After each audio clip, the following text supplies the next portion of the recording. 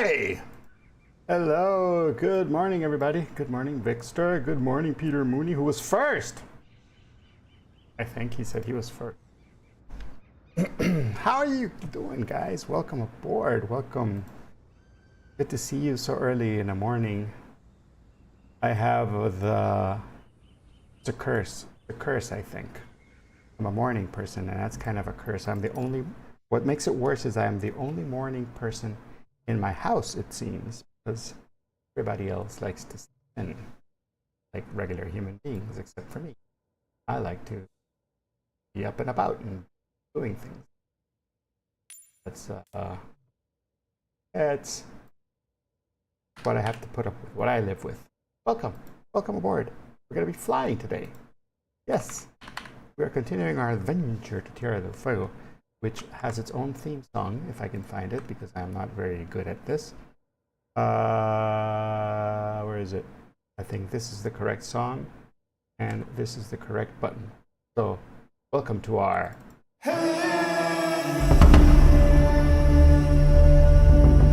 adventure to Tierra del Fuego.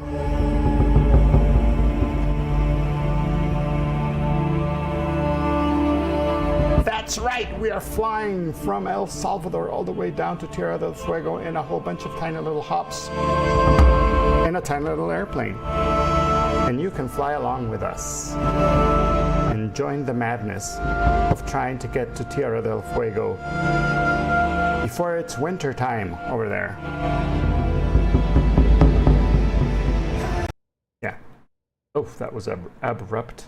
That was very abrupt. Welcome aboard.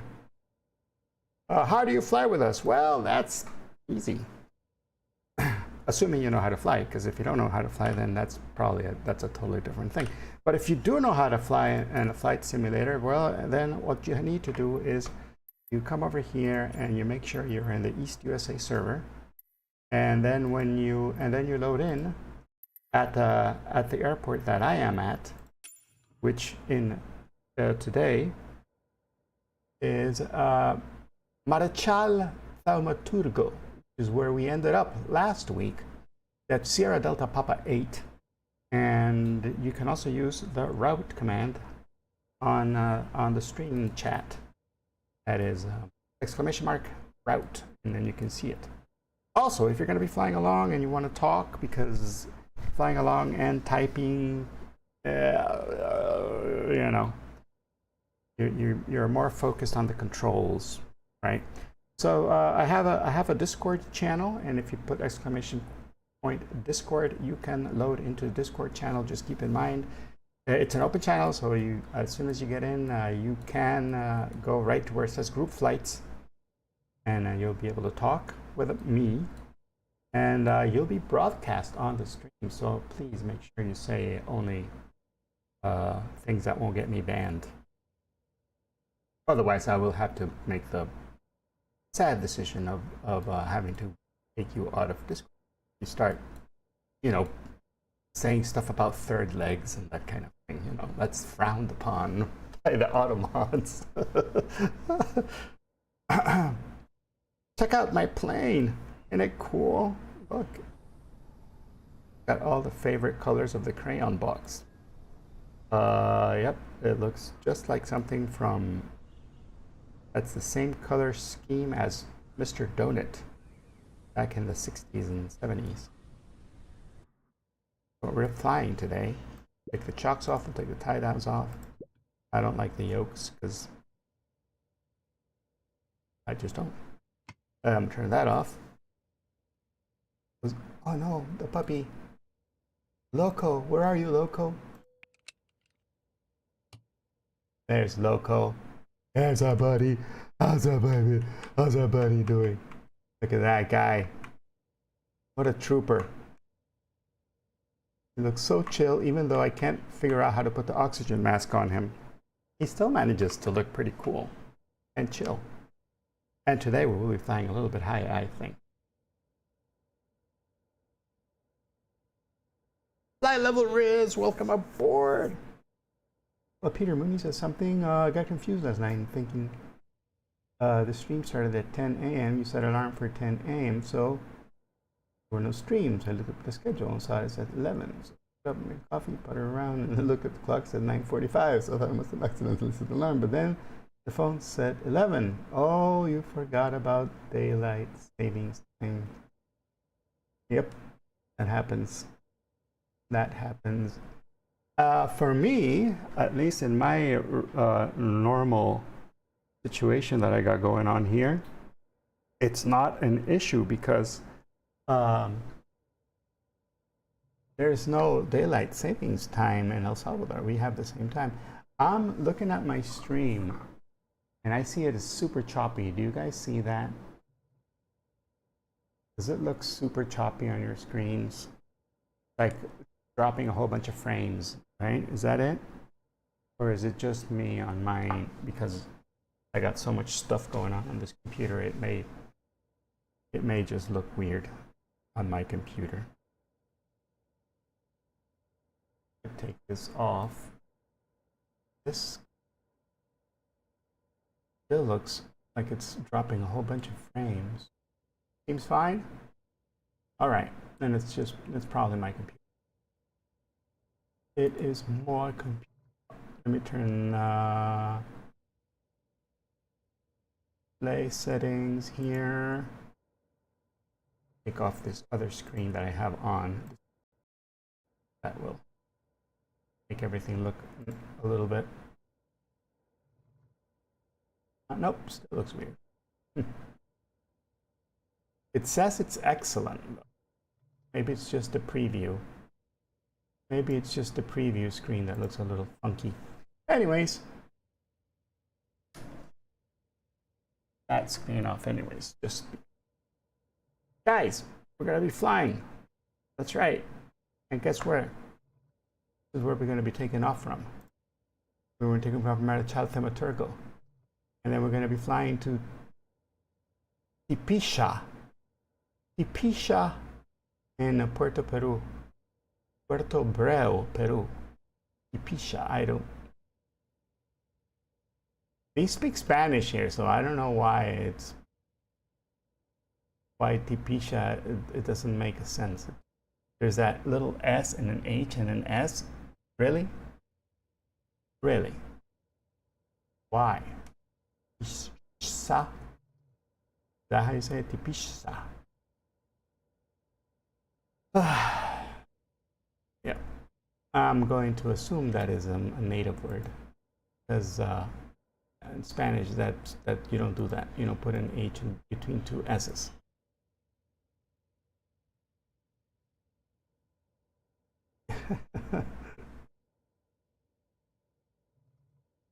Why do you spring forward in the middle of the night on the weekend and not at 4 a.m. on a Monday? That's, yeah.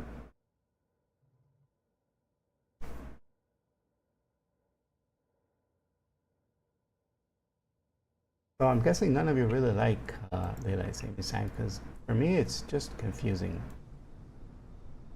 I've never understood why it exists. I don't think it makes any sense that it exists. But sure. Let's, you know what? I think if you guys are like really, like, I'm gonna give you a tip here. If you are like super against all the politicians and everything, you could just run that as your main thing. Like, we're gonna get rid of daylight savings time. You'll get elected. You'll be the next president. Just saying, just putting it out there. Just putting it out there. If you ever like, you know, we need to change, we need to put a new person in there, we need to get rid of the two-party system, you know, put that on your ticket. We're gonna get rid of daylight savings times, and you'll I'm pretty sure you're gonna get elected. All right, let's get our airplane started. Anybody else here yet? No. Oh, and I'm using Flow, by the way. Check it out. I got Flow. All right, we're going to turn the airplane on. Battery, alternator. We'll turn on our landing lights. Oh, not yet. We'll turn on anti-collision light. That's it. Then we were going to turn on the plane by stepping on the brakes. So this is full forward, this is full forward. We're going to put on the... Oh, look at that, we got field pressure. We open this thing. We say clear prop, and we turn it on.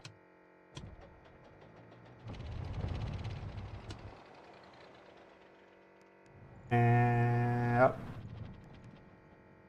Do that again with a little bit of throttle this time.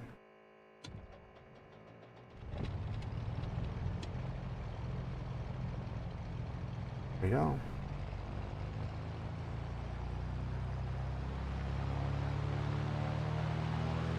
Oh, is that it? An extra hour in the morning. But you lose an hour at the night, don't it? It gets darker earlier. So you lose that same hour that you gain in the morning.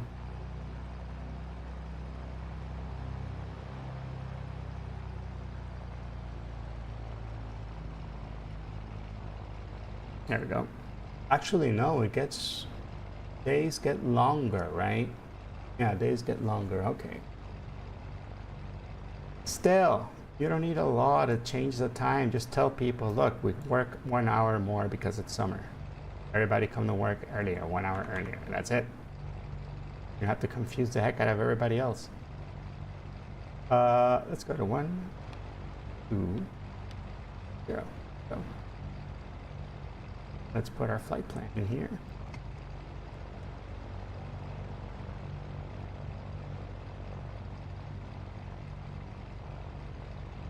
We're going to go to Sierra Delta Papa 8. We are at Sierra Delta Papa 8. Sierra Delta Papa 8. Maruchalta Maturgo, Brazil. This is the last little spot of Amazon forest, Amazon forest, jungle, that we're going to be seeing for a while. Sierra Papa Bravo. After this, we'll start heading down, south. We're gonna go past Bolivia, which I still think Bolivia is very green. But there's a point where you start getting into Chile where it starts getting a little more desert, or more like a prairie kind of a thing. Although I've never been here in the summer, so different.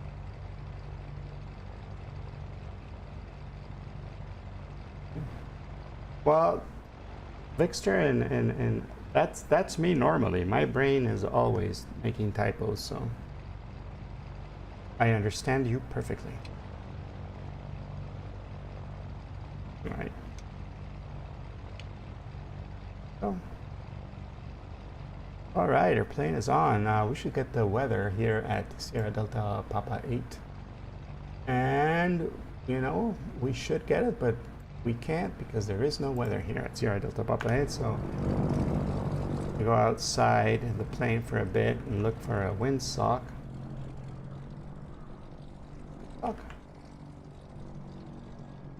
Microsoft Flight Simulator loves to put the windsocks in the middle of the trees. Oh, here it is, right in the middle of the trees where I, you know, because it's more effective that way in the vegetation. So wind is not a factor. We can take off in any direction. So I'm thinking we're going to be taking off here in runway 15. Runway 15 it is.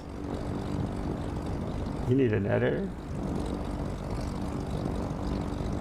3 summer months, okay. Its purpose was to save electricity during the war effort. My only complaint with it today is that the purely semantic nature over the decades. Congress has moved start date earlier and earlier at the end of the day.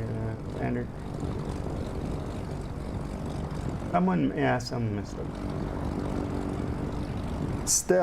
Still, I think you wanted to save electricity during the war effort. Well, just say, guys, we're gonna start work 1 hour earlier rather than, you know, instead of coming to work at 7, you're all coming to work at 6. I think that is easier than having to change everybody else, you know?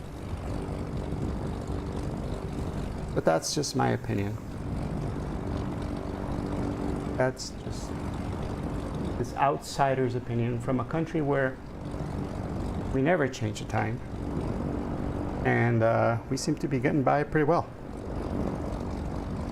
Now, there is a big difference here in El Salvador because we're a lot closer to the equator. The days do get shorter during the winter and longer during the summer, but it's not that extreme, you know. Like my daughter lives in Canada, and for her it is extreme. The weather changes, and the length of the day is pretty crazy. Should close this little thing.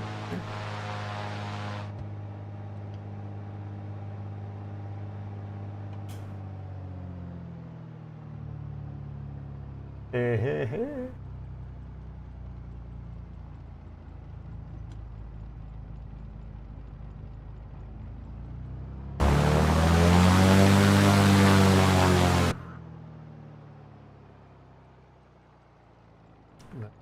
Found our little. Oh, they're all good. We're gonna take this off.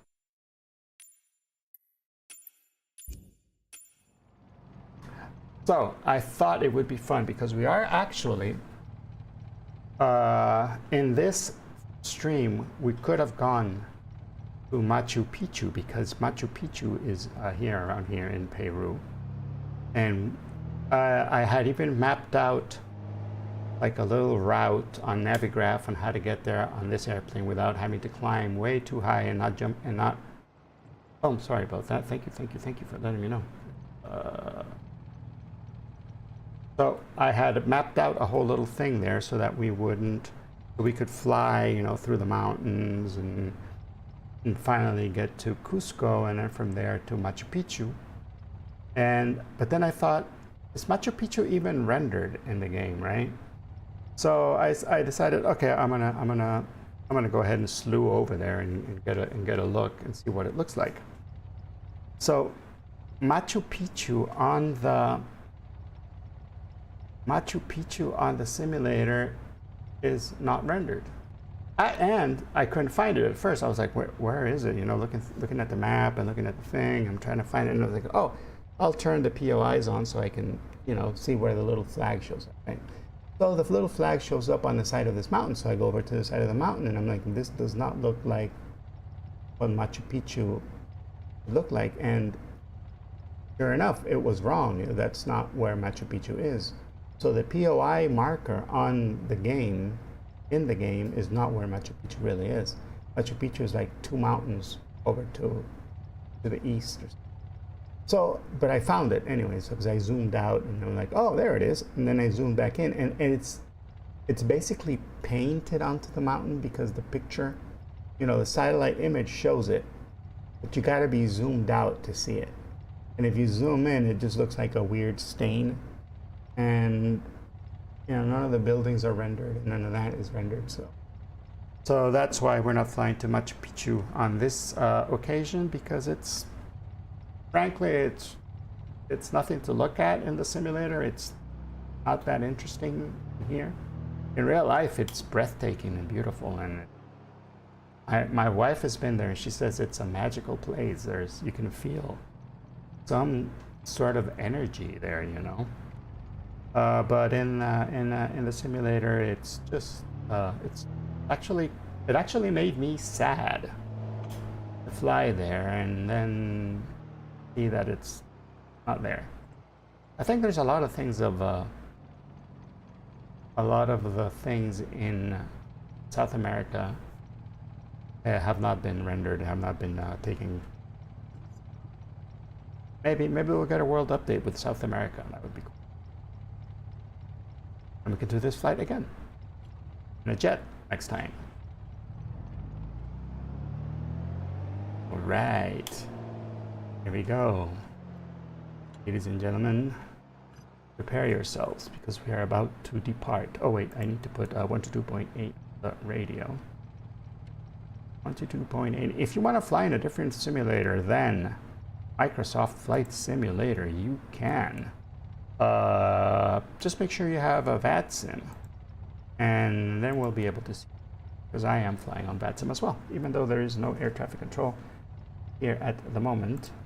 I am still doing my CTAF calls so I can practice. So, oh, we need to go to 185. 85. Right around.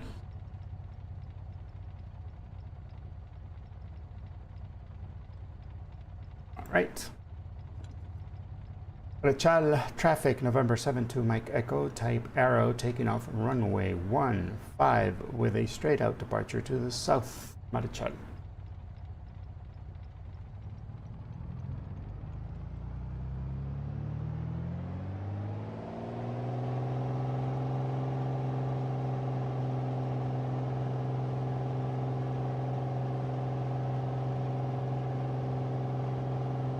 I would have loved to seen the numbers, Peter, because I don't know. I still think if there was a savings, then yeah, okay, fine, it worked. But if there was no savings, which is what I think there wasn't any, because well, people start their day a little earlier, right? Or a little later. Is it later or earlier? Did you guys move forward or backward? What's the thing right now? Here it comes up. Flaps come up.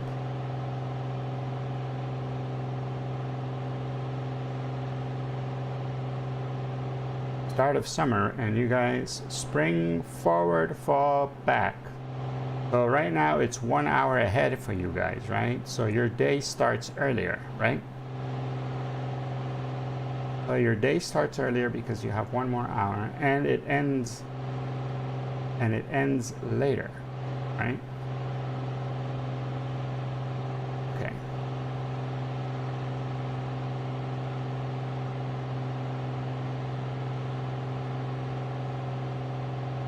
Still don't know. I mean, if your day is going to be mostly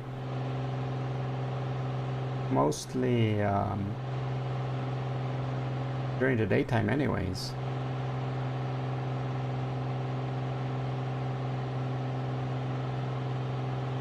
You're still working the same 8 hours a day, right? Or 7 hours a day. What much do you have? You guys work 8 hours a day over there, right?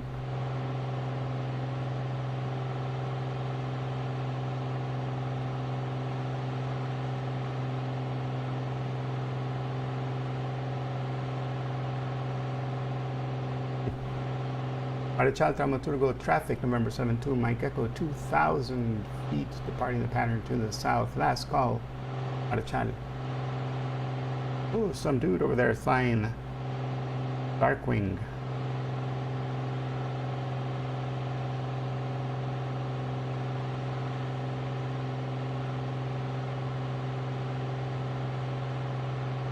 So, that. Take your last pictures of the Amazon forest.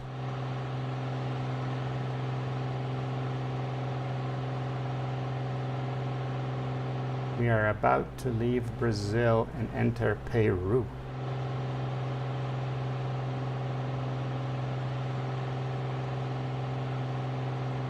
Brazil.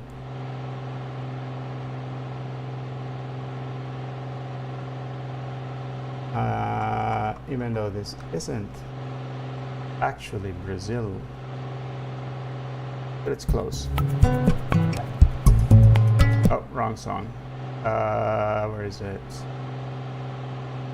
Oh no, I lost that other song I had.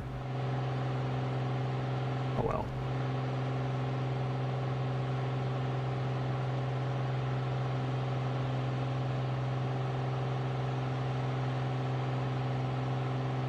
I wonder if the autopilot will work.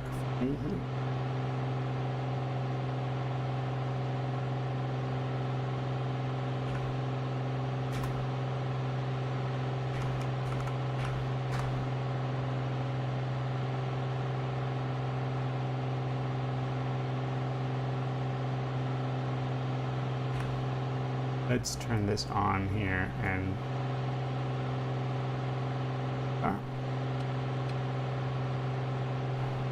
okay. Oh, and I think this also works. So this off. There we go. Now I can. Did the flaps come up? Yeah, the flaps are up.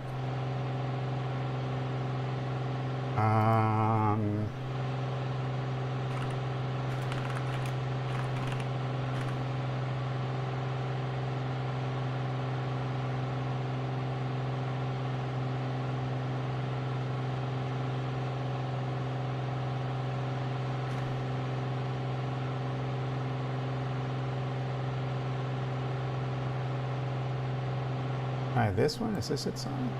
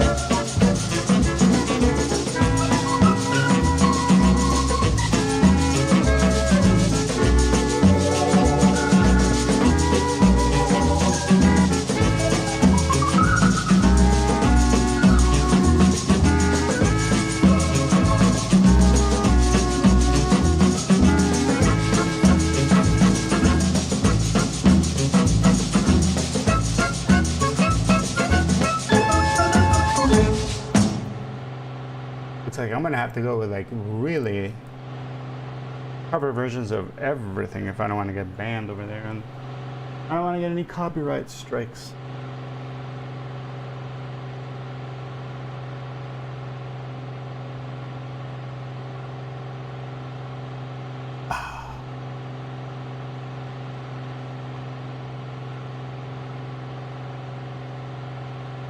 Urban people want, okay, daylight savings, and rural farmers want standard time.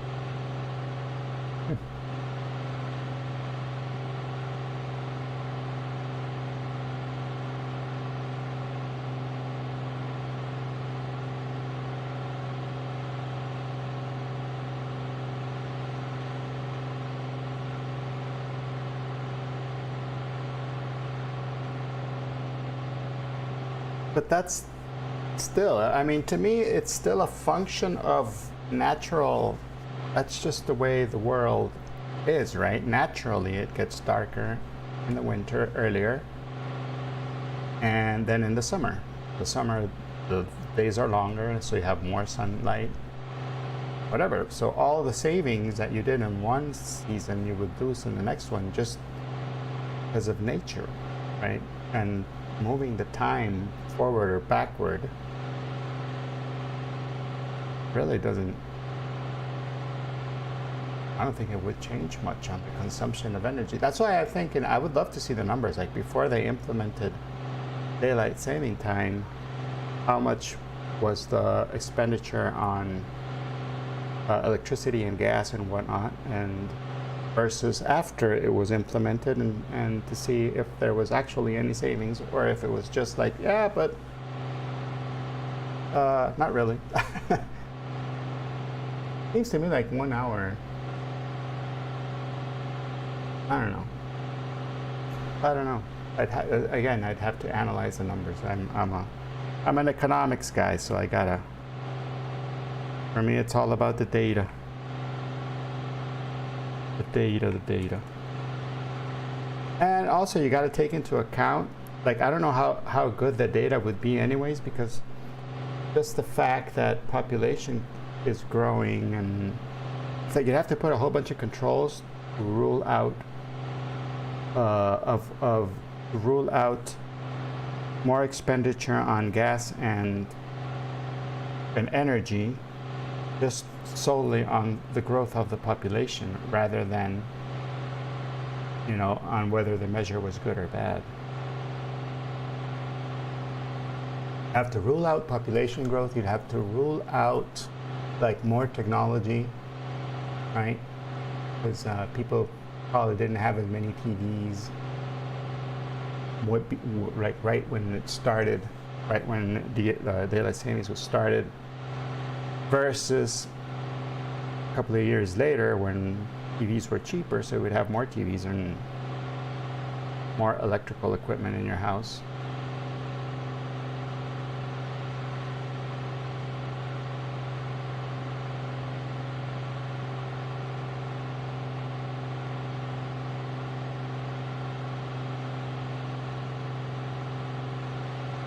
No, I'm saying it could be. It could be.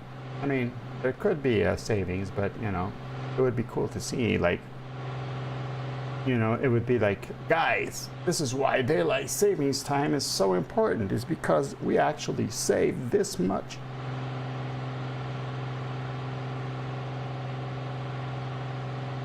Like here in El Salvador, there's a whole bunch of people, like there's a whole bunch of laws and things that get put into place that don't really do whatever it was they were supposed to do.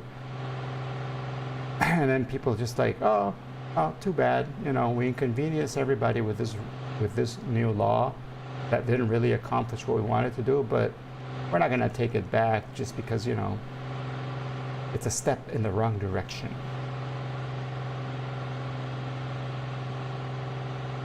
And meanwhile, it's funny, in El Salvador, I think it also happens in the States, right?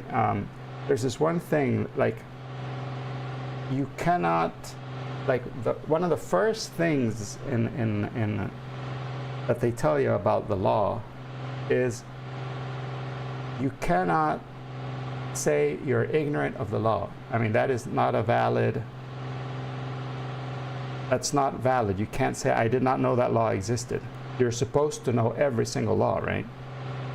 You can't say, oh, really? I didn't pay this fee or this tax or whatever, and oh, I didn't know I was supposed to pay that. You can't say that is not a valid legal argument that you are ignorant of a certain law, right?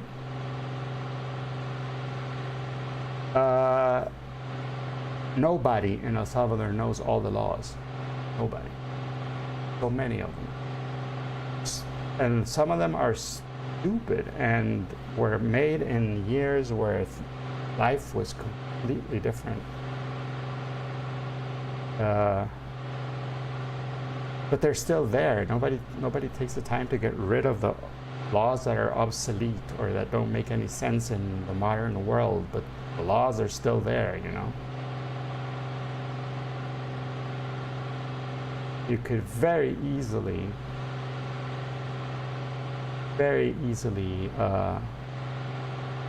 like if somebody proposes a law that if you ask a Congress member, like if you test a Congress member on laws, on their knowledge of all the laws, and if they didn't know that, they can't be a Congress member anymore, we would have no Congress members in El Salvador.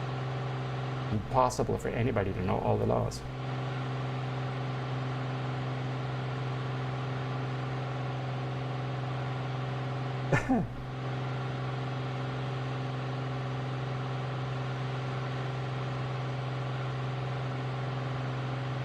Oh, barbecue beef, welcome aboard. Wartime, yeah, GDP growth, there you go.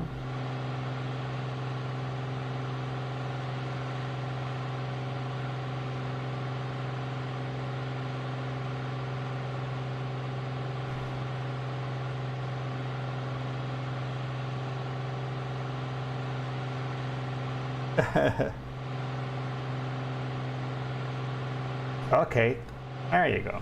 An actual saving of 0.5% at Stanford made analysis for the first studies. What's the actual savings at? 0. Maybe not much. Well, there you go. Then I stand corrected. The data has proven me wrong. Daylight savings time. The confusion is worth it.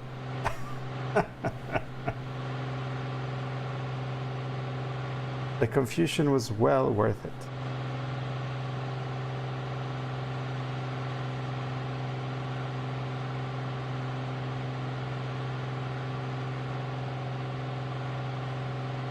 Yeah. Yeah, no, like I said, there's certain laws. Holy moly, we're about to get to the. Whoa. We're about to get to the airport, and I'm here. Haven't even seen. Oh no. Yes. Ah. What is this airport called? This airport is called Tipisha, and Tipisha is at, let's see, 606 feet. And it's got 2 runways, 1 and 19. So I'm thinking we're going to be landing on runway 19. Tipisha traffic, November 7-2, Mike Echo will overfly the field and do a couple of 360s to slow down and lower. We're at 8,000 feet descending, and we'll be landing on runway 19, Tipisha.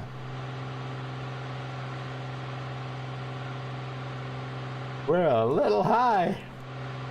Holy moly. I can't even see the runway yet, but we're 1 mile away at 7,000 feet.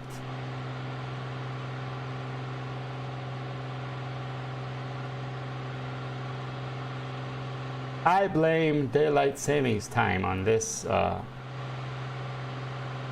hiccup here.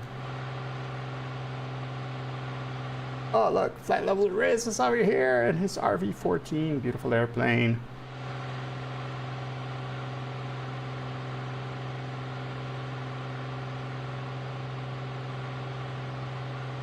What really gets me about the RV-14 is that you can actually build it in your house. Like you can buy a kit, like the IKEA of airplanes, right? There's barbecue beef. Oh, barbecue beef. Also in the RV-14. Wow, you guys are like do-it-yourselfers.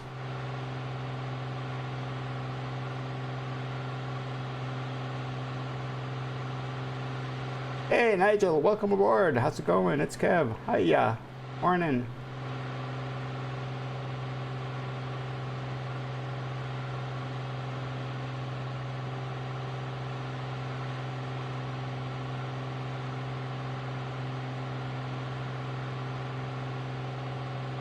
Into the skies. Oh, it was on Discord. Yes, yes, yes. Awesome. Welcome aboard. Welcome aboard.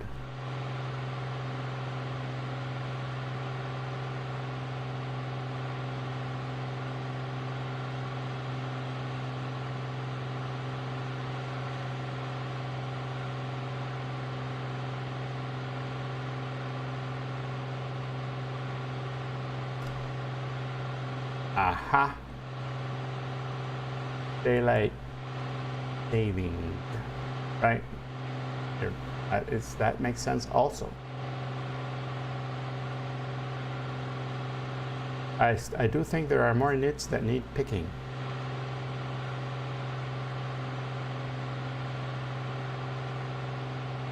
Regarding daylight saving.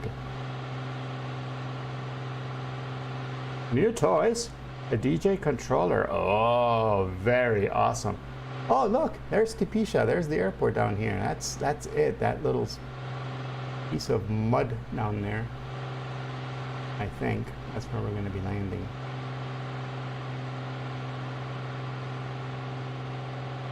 I think.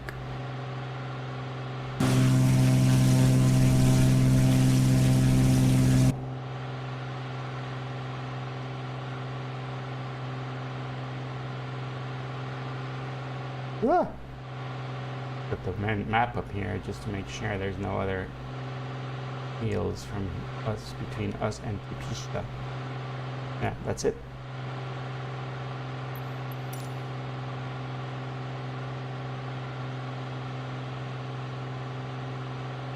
We're still 3,000 feet up. Now we're getting within the correct altitude.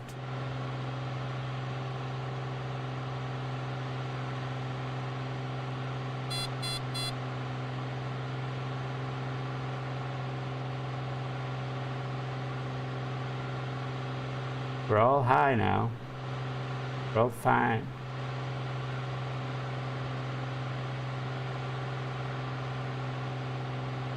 Oh my gosh, who went bankrupt? I lost that part of the conversation.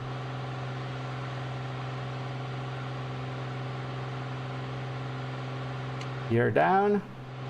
It slows down a bit. Tipisha traffic, November 72 Mike Echo is on right base, runway 19er. Is that the airport actually? Now I'm doubting because it looks like it might be a little too close. No, I think, oh maybe. Is it?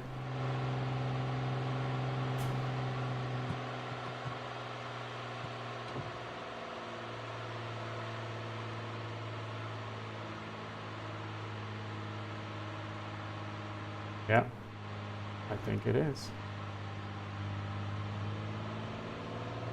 The traffic, November 72 Mike Echo is on final runway 19er.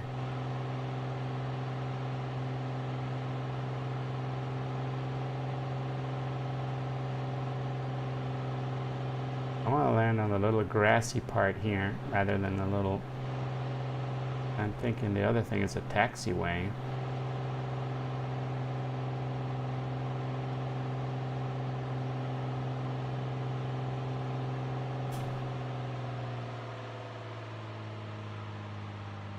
Floaty, floaty, floaty, floaty.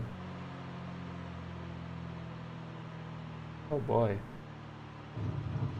There we go, 176, that's not bad. Now we gotta slam on the brakes because we're on grass. Welcome to Tipisha. Oh look, there's a cabin in the woods. Creepy.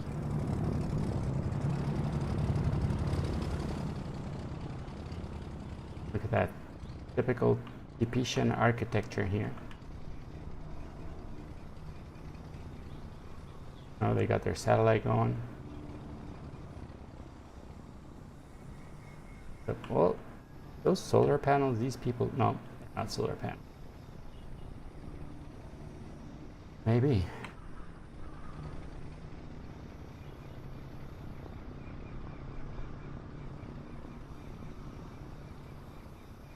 Chimney right through the glass. Wow. All right.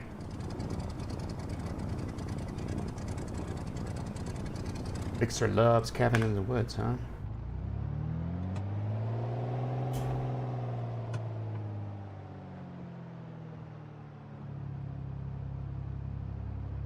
Right, let's go to the little FBO over here. There's skylights, yeah.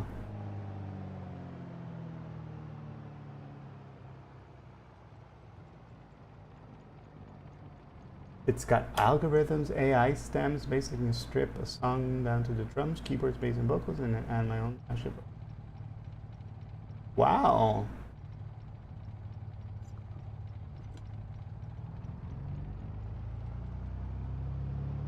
Wait, Nige, this is a surface or is this a software? What is this you're talking about?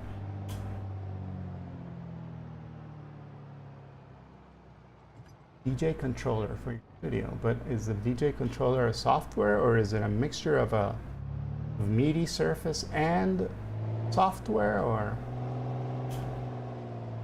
Because that's pretty impressive, all the stuff that you're saying. And if it's all self-contained in a little device, that would be freaking awesome.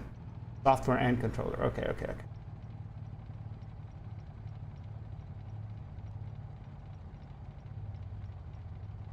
Yeah, that makes sense. Yeah, with your laptop, you take that with your laptop on a And you put the little thingy on the... Oh, that's not bad.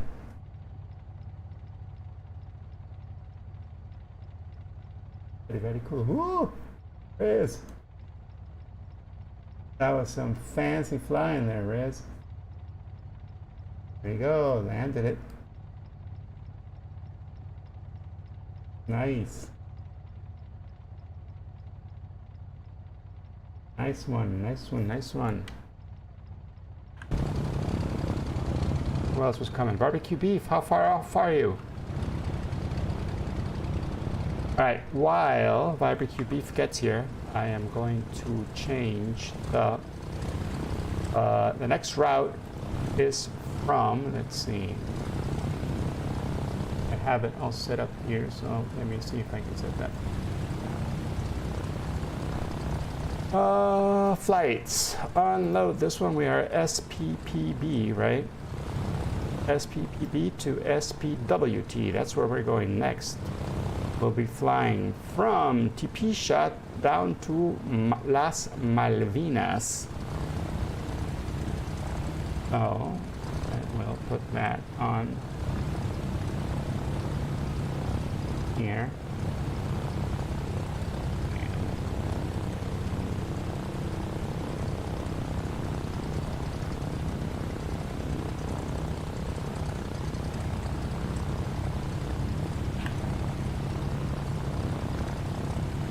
Why is my computer all slow on everything except... Oh, I don't know. There's something going on. There's something weird going on the computer. S. Sierra Papa Whiskey Tango. Sierra Papa Whiskey Tango. That's where we're going. Any route with whiskey and tango, you can count me in. I am down for that.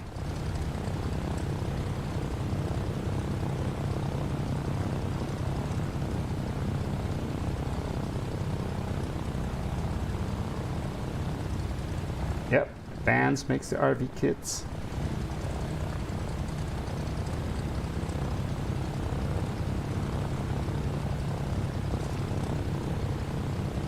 I heard that you can buy them with the... You can buy them with the kit, or you can buy them pre-built. Which also sounds pretty cool. Pretty interesting. Put that over here. This also over here.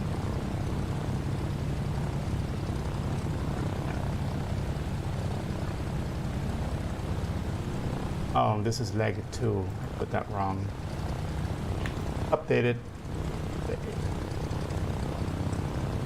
Hey, guys, we're going for Sierra Papa Papa Bravo to Sierra Papa Whiskey Tango. And we don't really need to do much on this airplane because we are ready to go. Perhaps just for this takeoff, get back in the airplane. Oh, not. There we are. For this part, we're just going to change to the other gas tank.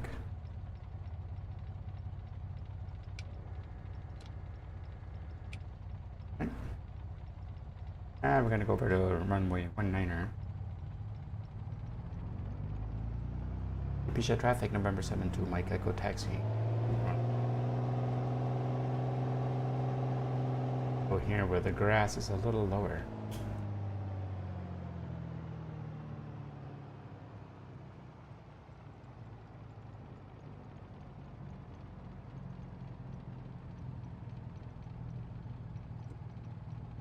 That was not bad.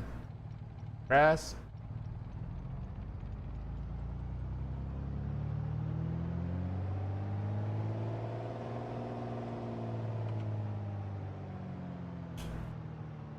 Thank you, thank you.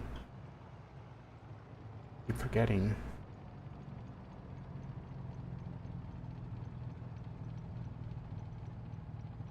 Okie dokie. Get to the charges and still on this taxi. Yeah, Elmir, welcome aboard. Where's Elmir? There he is. Nice to see you, buddy. I'm going to change the flight plan because now we are going to here menu, invert the flight plan. Now menu. Now we take off this one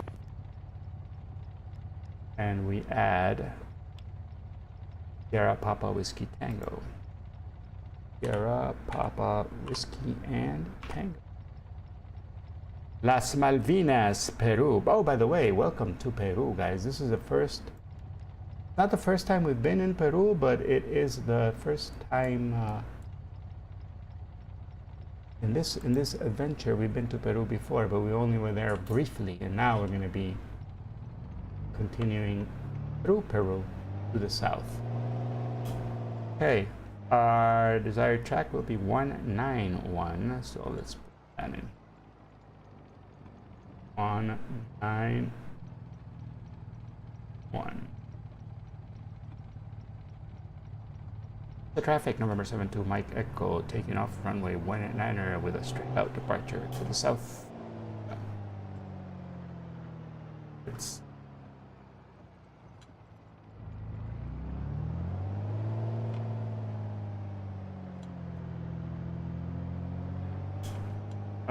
one notch of flaps. Go.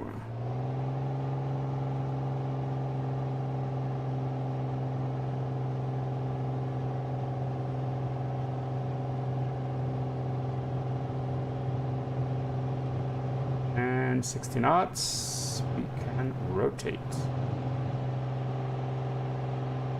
Gotta clear those trees over there, so we're gonna a very steep climb out. Feet on the brakes. Gear comes up.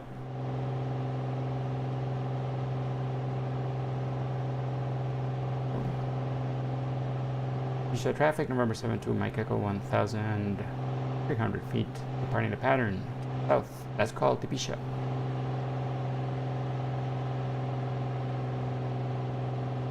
Go, nice. It's beautiful weather. Really, really wonderful weather for flying. Flaps come up.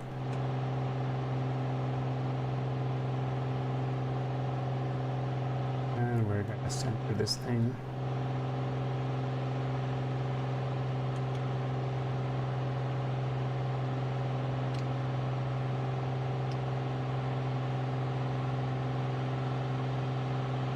It's doing the trimming thing.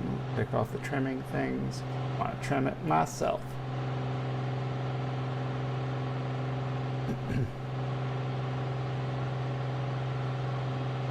And again, we're going to be climbing up to around 7,500 feet. This is a 139-mile leg. A pretty long leg. Oh no, your plane is glitching again, turning off. Is it the same one? Is it the Cessna 172, or is it a different plane? Because I thought I saw you on the DA-42.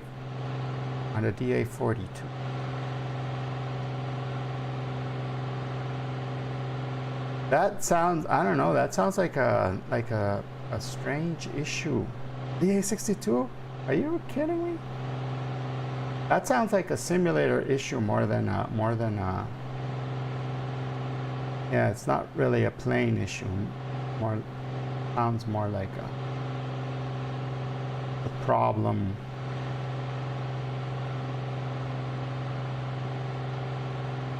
A problem with the simulator.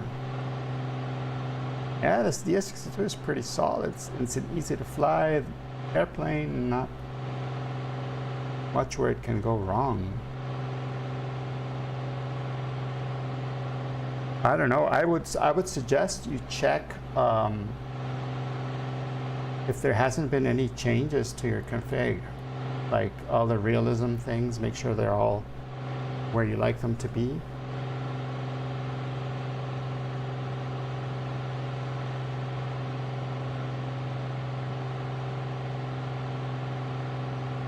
And if you have any new add-ons that you installed recently, I would go and, like, you know, the most recent ones I would take out first and then try again and see if if it's not an add-on that's causing the problem.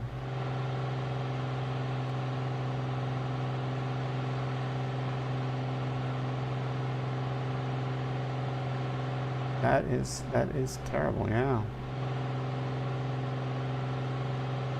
Not fun, that simulator. That's that.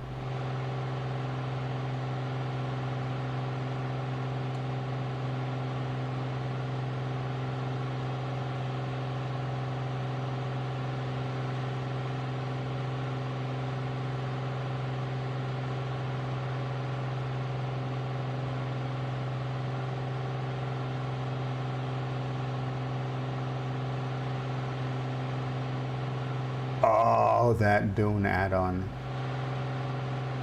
I refuse to install that. I like the movie. I really like the movie, but I'm not going to install the add-on because... I got you literally 2011 taking off this runway 19er. Me, that, I don't know. I like to fly. Like, I don't have anything against people who like the add-on and who want to fly that thing. That's fine, you know. More power to you. But it's not for me. Not for me. I like real airplanes, you know, stuff that you can actually fly in real life. The whole thing about the simulation, about the simulator, right?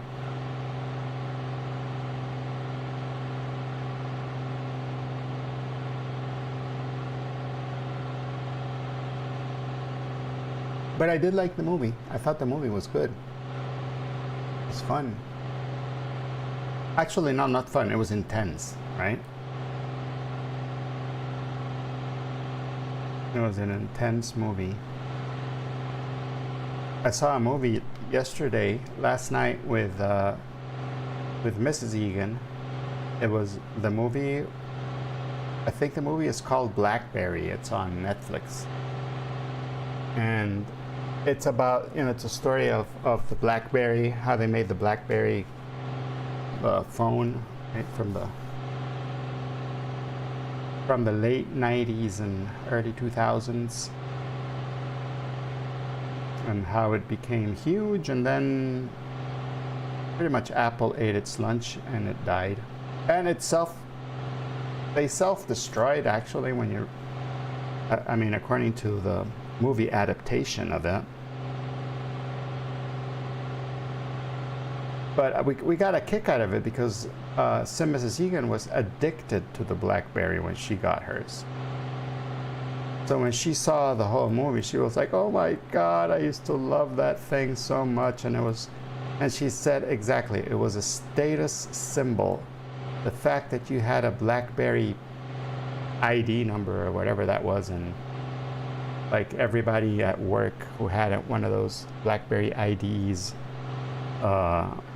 that made you special. That made you like a part of a club. I never had a BlackBerry, so I was not part of that club. I was not part of the exclusives. Lisan al-Gaib. I love all those memes. Have you seen those memes, Flight Level Riz? There's the one where he says, the dad says, guys, the internet is broken. So one of the kids goes and resets the router, and so the dad looks at him and goes, Lisan al-Gaib. I think that's funny. That used to be me in my household when I was still living with my parents.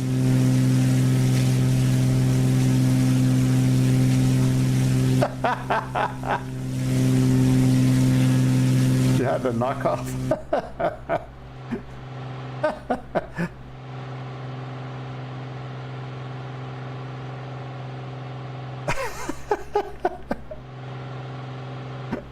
That's funny.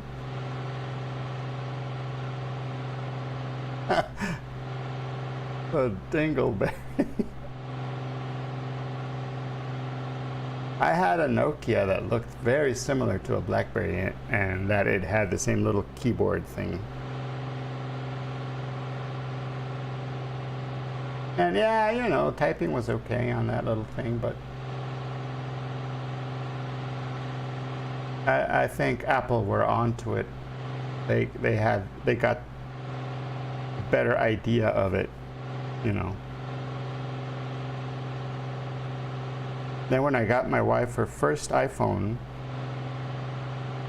she almost didn't want to use it because she was like so used to BlackBerry. She said, no, I want to keep using the BlackBerry. I want to keep using the BlackBerry. I'm like, hun, that thing is dead. Those guys are dying. You need to move on with your life.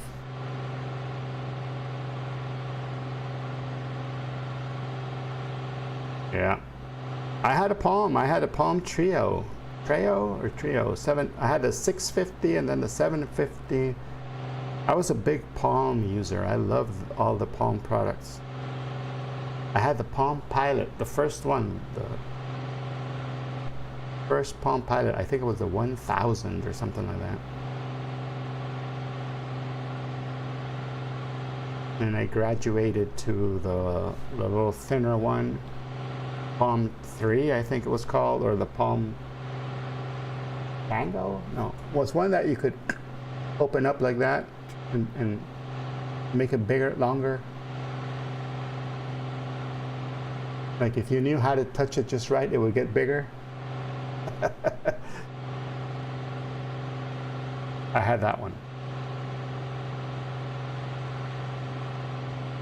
And then I remember all the drama when the guy who made Palm left and made Handspring. And then I became a big Handspring fan. And that's where that's when they invented the Trio that had the keyboard and it still had the Palm OS, which I loved.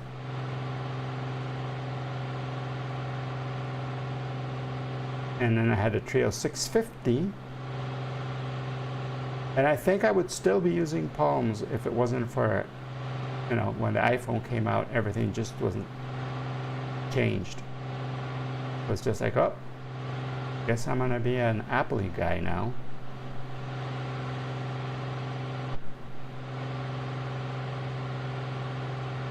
No problem, Elmir, no problem.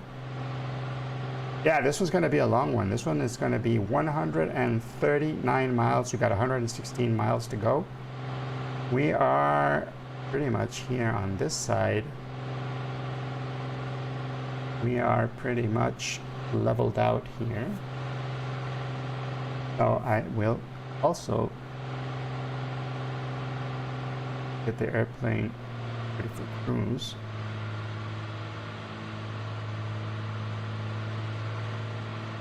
And lean.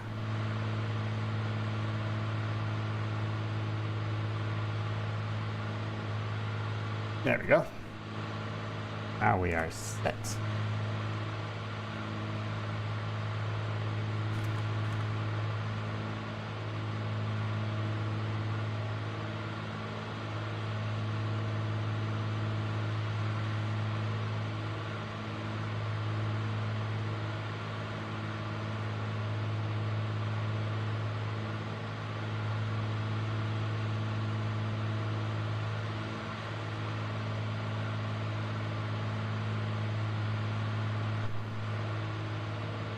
It's that time of the flight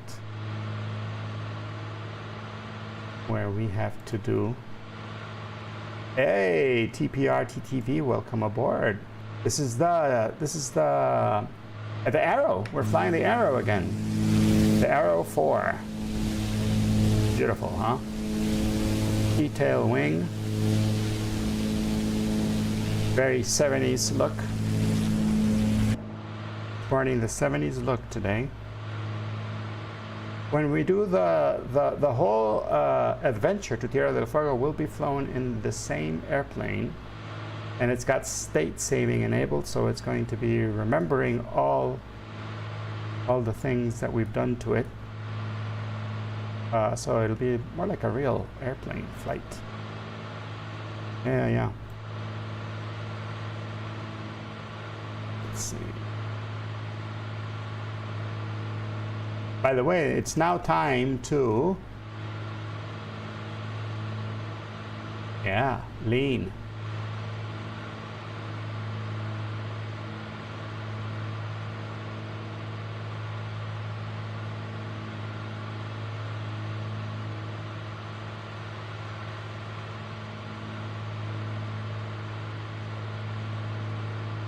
Yes.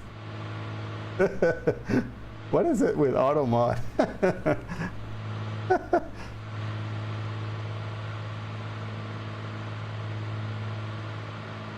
You were a holdout for owning a cell phone. Oh my goodness. The Whopper.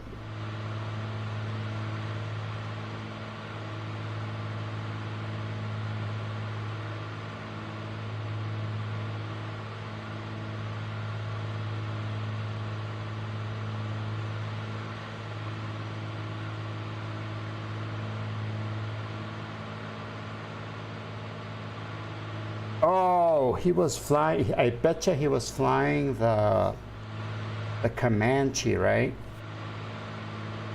That airplane, the Comanche, is very elaborate. It simulates every single cylinder, and yeah. I have not bought that one. I'm waiting for it to be on discount because it's expensive. That one's expensive. It's worth it. It's expensive and worth it, but I keep buying airplanes, you know, and trying them out. And I'm trying to quit the habit of just buying airplanes. Too many.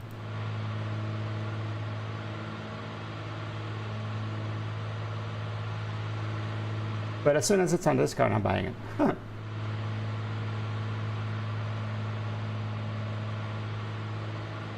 I have been flying airplanes here that that I've like bought in some like impulse buy, but I haven't really flown them much. That's why I've been flying the Islander quite a bit. I really enjoy that airplane. It's fun, and it's very quirky and very different. I enjoy that airplane a bit. And the other one I've been flying lately is the Cessna 140. I really like that airplane. Tiny tail dragger, two-seater, beautiful. Oh, Peter Mooney, welcome to the jet set.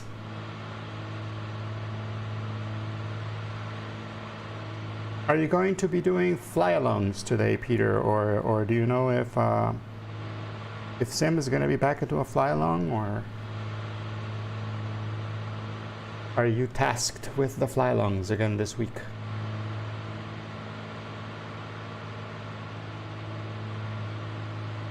You will be hosting. Awesome. I will be there today. Last week I couldn't. I had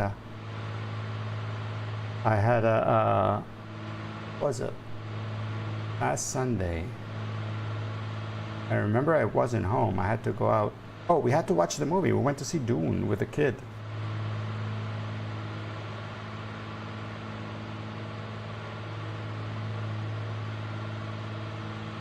Yep, Dune.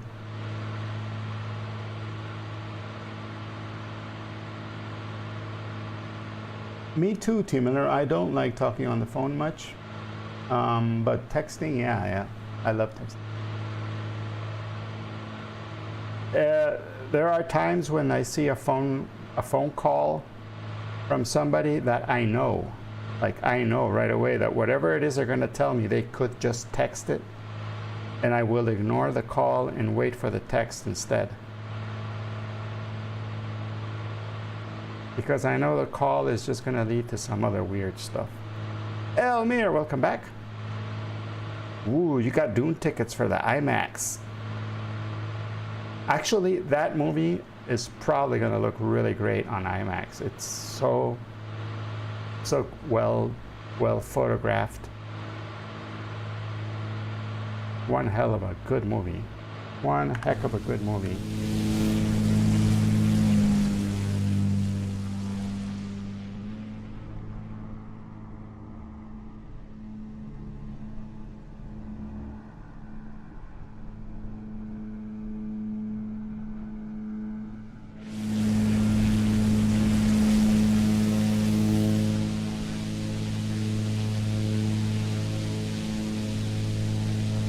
the weather is just splendid. It's been great. These last 2 days, the weather has been fantastic. Last 2 trips, last 2 Sundays, weather has been really great here. Whoa, Nintendon over on YouTube. Hello, welcome aboard. How's it going? Nintendon, welcome aboard. We are flying from El Salvador all the way down to Tierra del Fuego in short little hops and multiple Sundays. It's not just going to be one Sunday, of course, because it would be way too long. And we're flying on this tiny little airplane. Check it out. This is an Arrow, Piper Arrow 4 Turbo. And we are flying all the way down to Tierra del Fuego. At the moment, we are on our way down Peru. And you can see that right here. Let's hide this part and right here. We started here in El Salvador, and so far we've flown all the way to here. We went through this little valley here, came out on this side of the Andes Mountains, and we are now here on our way down to Peru. This here, by the way, is Cusco, which is close to where Machu Picchu is. Like, this is Cusco, Machu Picchu is somewhere in these mountains. But in the simulator it doesn't show up, so I decided to skip it. So from here we're going to be flying in this direction because we're on our way to Bolivia, which is our next country we will be entering on our trip down to Tierra del Fuego. Oh, there you go. Yeah, and you can fly along with us if you like. If you have Microsoft Flight Simulator, you can fly along with us. Here's Flight Level Riz. He's flying an RV-14, and he is behind us right now. Barbecue Beef was also flying. Elmir is over here flying a Citation. And I don't know where Barbecue Beef went. He was around here somewhere. But you can fly with us that, or you can also fly with us on your favorite flight simulator of choice. If you have VATSIM, and you can fly with us on VATSIM. And we'll be able to hear each other because I got the radio working and everything. So there you go. That's where we're at. We're 83 miles away from our next airport, which is Las Malvinas in Peru.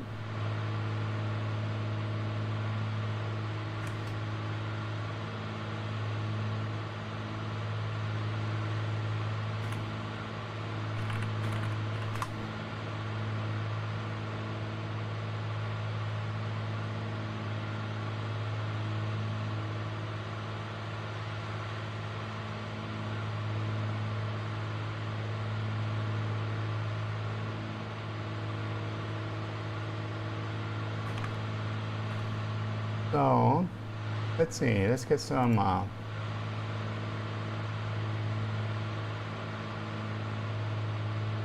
Peruvian facts. Peru is officially the Republic of Peru.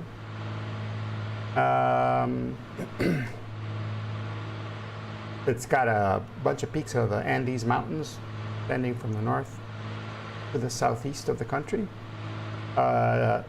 It still has a big part of the Amazon basin rainforest, which is where we're flying through right now. Peru has a population of over 32 million people. The largest capital city, the largest city is Lima. Peru is the 19th largest country in the world. It is the 3rd largest country in South America. Woo, there's Elmir, check him out. Nice.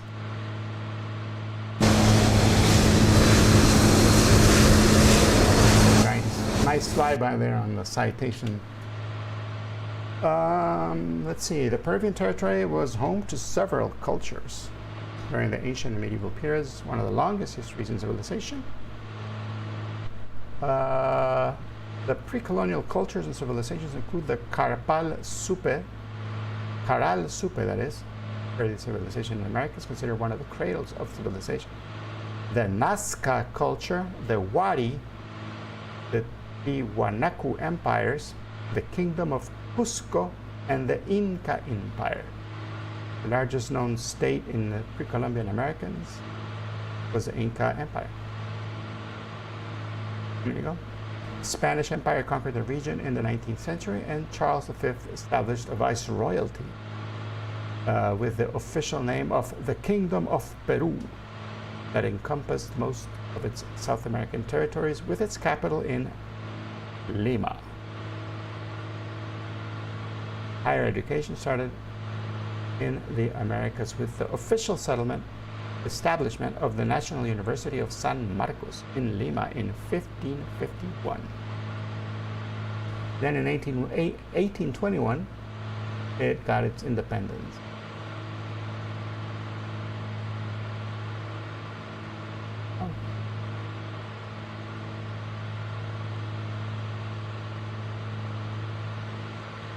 I think all that is so awesome.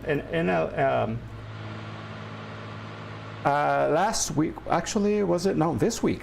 This week I had to travel for work, and I spent one day in Guatemala. I had to leave early in the morning. I was in Guatemala by 9 o'clock. I worked all day, finished the end of the day at around 5 o'clock, and flew back. And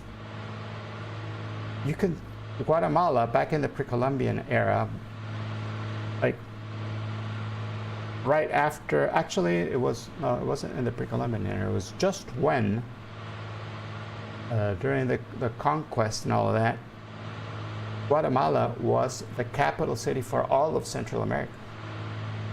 It was the Kingdom of Guatemala for a bit, and it was the capital of everything. And you can tell even now when you visit the city of Guatemala how much bigger and how much more advanced it is than most of the other Central American capitals. You get that feeling of, well, yeah, this was a big place. It still is a big place. It's a really big city, very modern, a lot of architecture, great architecture.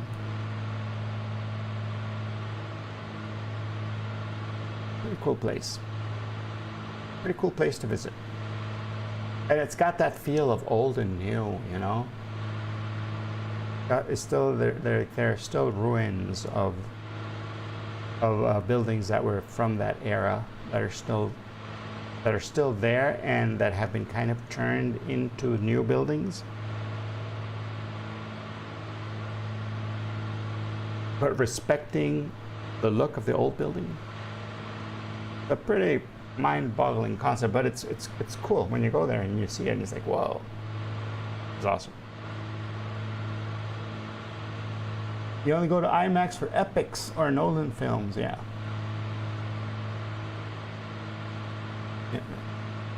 You're a beginner, you don't plan to buy planes for some time between the freeware mods for the 152, which, by the way, that freeware mod for the 152 is amazing. That is one of the best things I've seen. The 172 is great. The TBM 930 is really great. Oh, the fly-by-wire A320 is super good. Somebody had, I don't know if they still offer it, there was a free Cessna 170 plane that you could download and install, and it was really good. It was probably better than the Coronado, but sadly I think the project was either abandoned or they started charging money for it. I'm not sure. But yeah. Okay, it's time to switch. fuel tanks. So fuel pump comes on and fuel tank goes back to the left. The pump goes. Fuel change successful and complete. We are 71 miles away. There's a near and flat level ridges.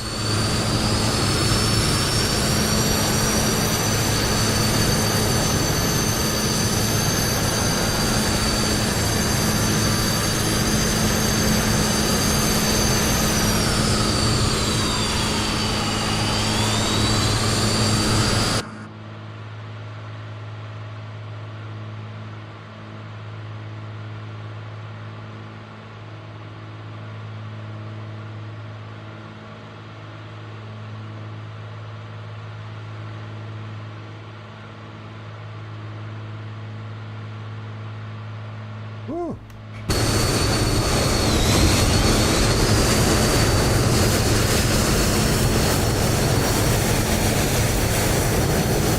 Now you see two airplanes in Elmir because he's flying in Microsoft multiplayer and also on that sim, so we get to see him twice.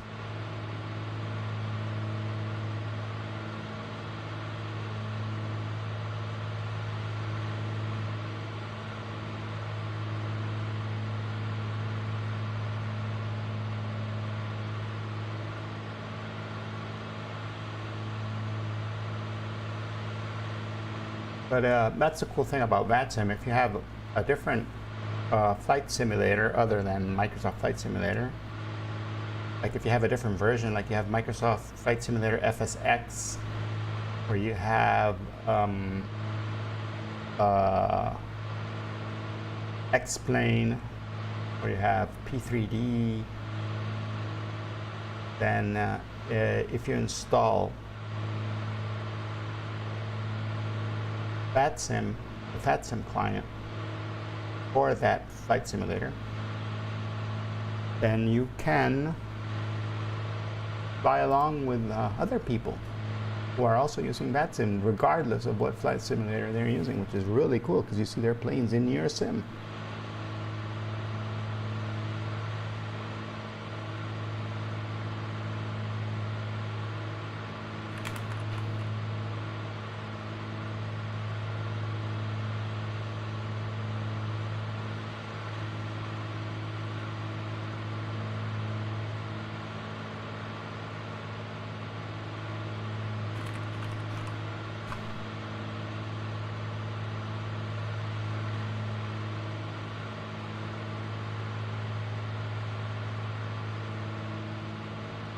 Yeah, there. I guess vPilot is the same one.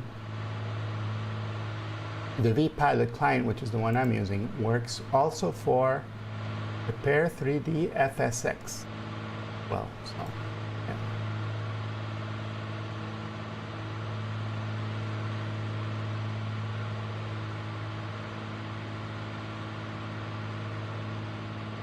Very, very cool.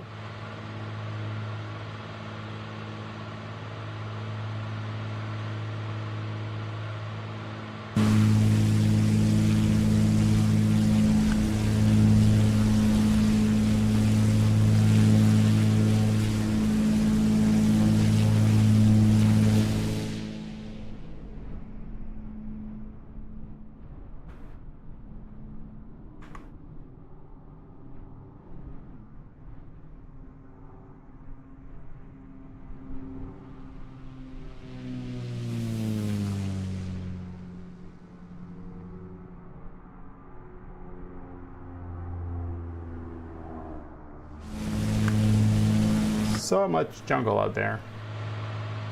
It's a jungle out there. Literally a jungle out there. The puppy seems to be doing well.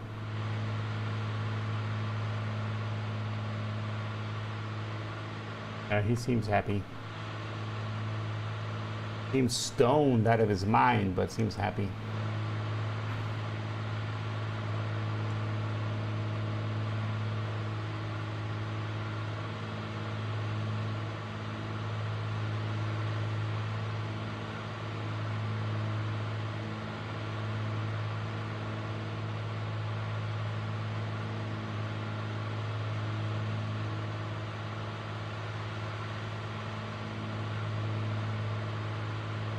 So while we are cruising, I have an idea for a game we can play, but I would need a prize. I don't know if we can have, if I have oh, I know, I have a perfect prize for this event. Guys, if you're here, then you can play this. I'm going to play the first few seconds of a song, and whoever guesses it correctly,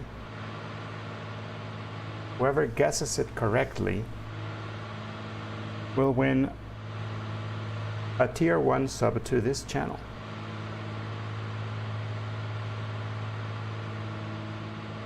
Yeah? What do you think? Is that good? Good? Is that great? All right.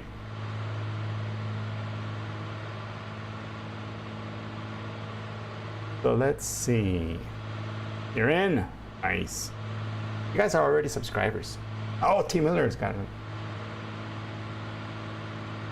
But I'll give you a gift. If you're already a subscriber, I'll give you a gift sub to another channel. How about that? You can choose.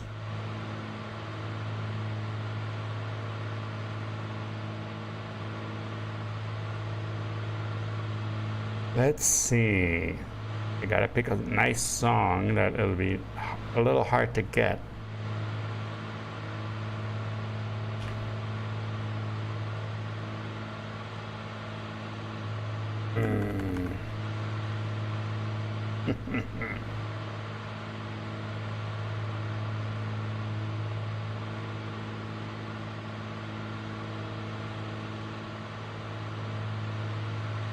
Okay, here we go.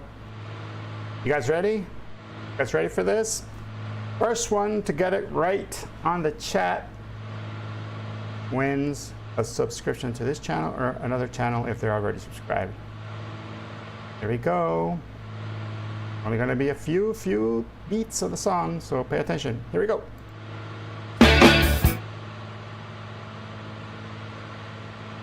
That's it. Let's see if anybody gets it.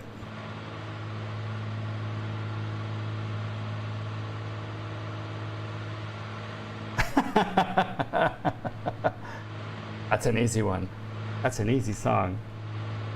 Vixter knows. Vixter knows already. I think she knows. Jesse's Girl. No, it's not Jesse's Girl.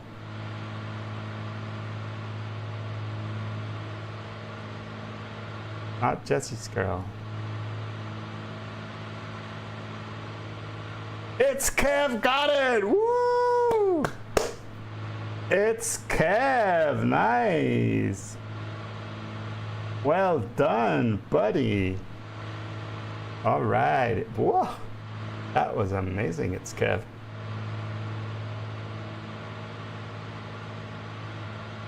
So welcome, welcome, welcome. You got yourself a gift sub to this channel.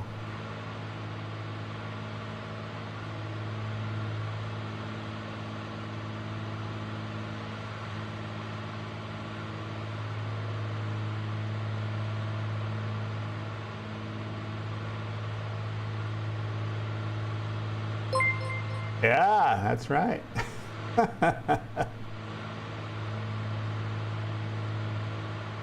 It's Kev. What?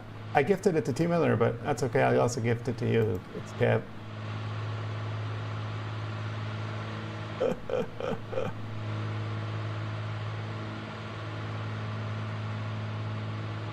Oh.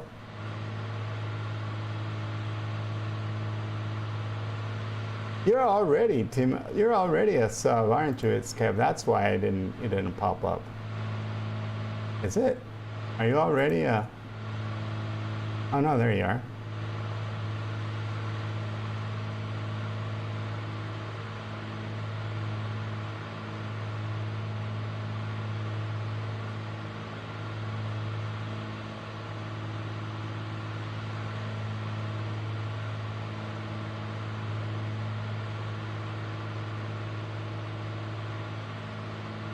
No, no, no, no need to, no need to, no need to, no need to, no, no, no. There you go. There, welcome aboard.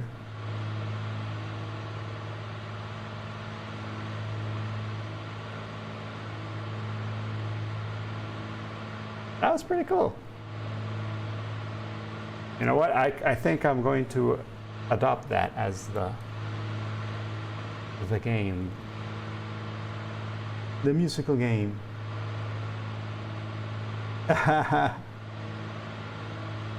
Me too. I do that too. I use Turbo.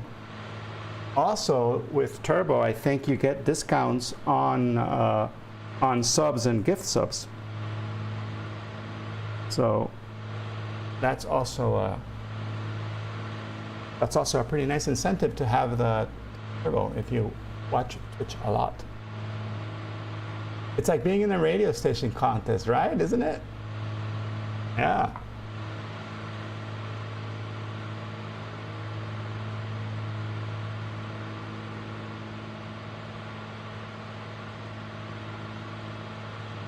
Everyone's ready to type in their answer. But in the radio station contest, I think you had to also be kind of lucky because you had to call and you would get put on hold.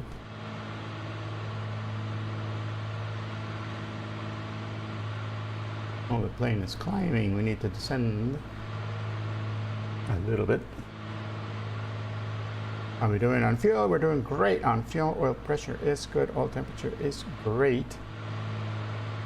Fuel pressure is good. Manifold, fuel flow. We're a little low maybe on RPMs, but that is easily fixed with a little bit of nudge here on the RPM lever. There we go. And the rest of the plane is doing nice. Okay, we're going to lower trim there. Long time listener, first time call.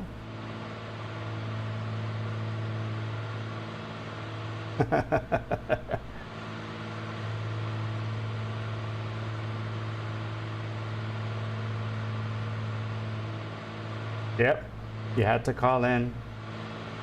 You won a record. That's pretty cool.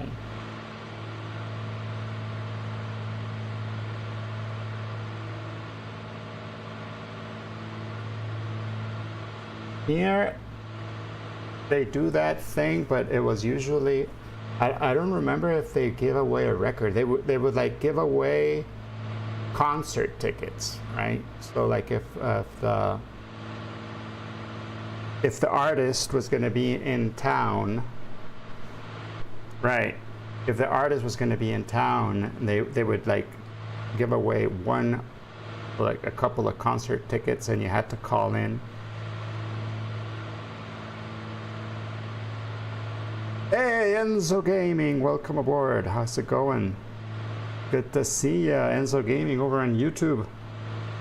Good to see ya. Welcome, welcome, welcome. Oh, you know what?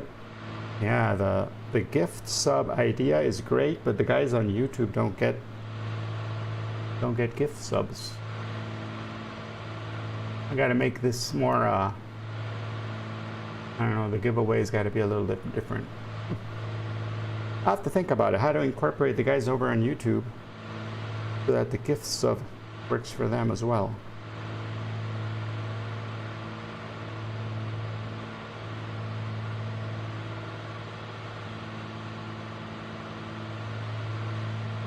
Oh my gosh. I remember that, T. Miller.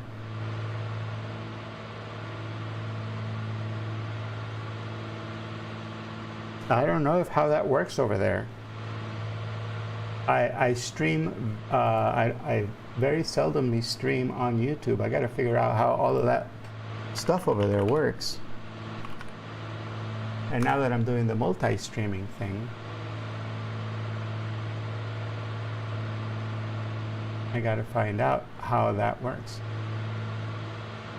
I don't even know if they have the same thing that we have over here, where you see. Yeah, I think I can. Oh, we have a live streaming thing. I can manage to stream.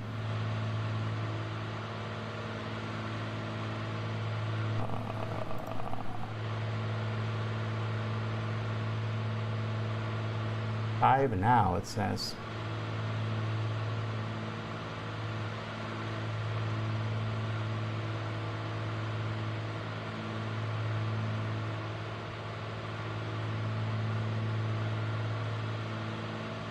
Weird, I can't see what I'm streaming right now.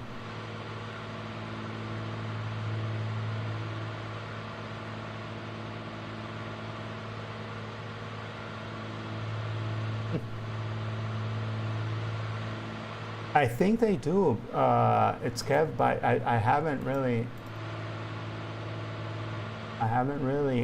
seen how it works.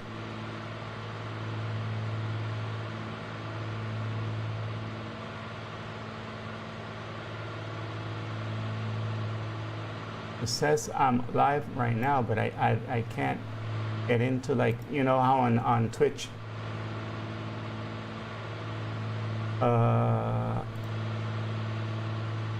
how on Twitch, oh, here we are. I think I found it.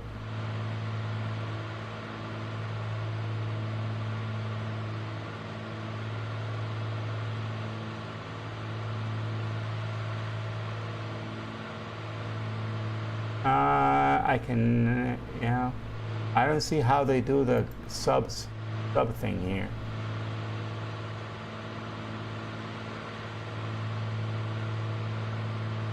The interface is very different.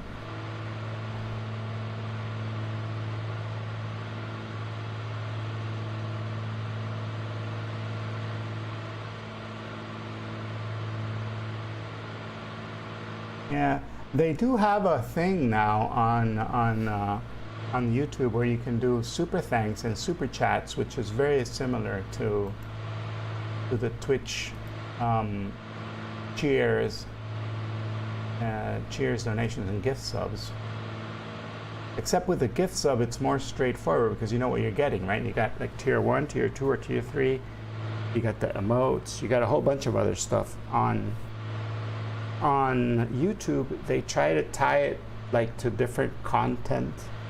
Like if you're a subscriber, you get access to exclusive content. But that just means that the streamer has a lot of work to do because they got to make special. They got a lot more streaming to do.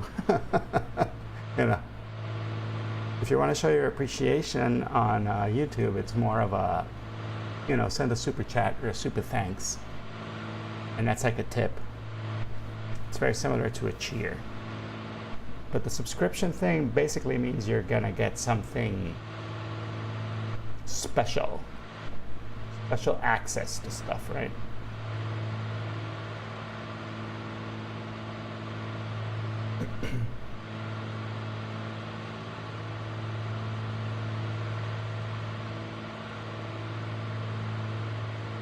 The stream health is great, actually. This the only thing I don't like about the Restream, which is what I'm using the Restream.io thing to stream at the same time on YouTube and on Twitch. The one thing I don't like about it is that it's not consistent. Like today, it's been really great. But last week I tried it and it wasn't getting through. I don't remember if it was YouTube or Twitch that kept complaining that I wasn't sending enough frames or enough packets or whatever, and it kept shutting down. So I decided I'll just stream on Twitch because that's my main platform, right? But there is one thing that is pretty cool when you stream on YouTube that you don't get on Twitch, is discoverability. A lot of new people discover you, find you on YouTube than on Twitch. So I think, if I'm not mistaken, I think Elmir found us over on YouTube and then came over to Twitch, you know.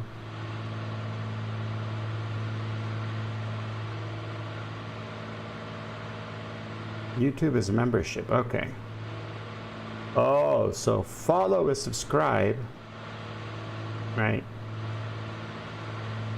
Subscribe to. Which do you prefer, Elmir? Do you prefer YouTube or do you prefer Twitch? Because you did find us over on YouTube. I don't know if I'm going to get banned for like starting a conversation about which you like better.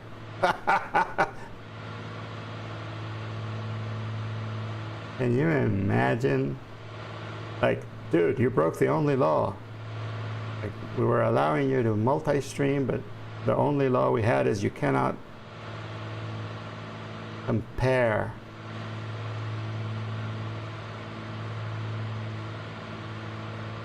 Okay, subscribe on YouTube gets you notifications, like follow on Twitch. Okay, cool.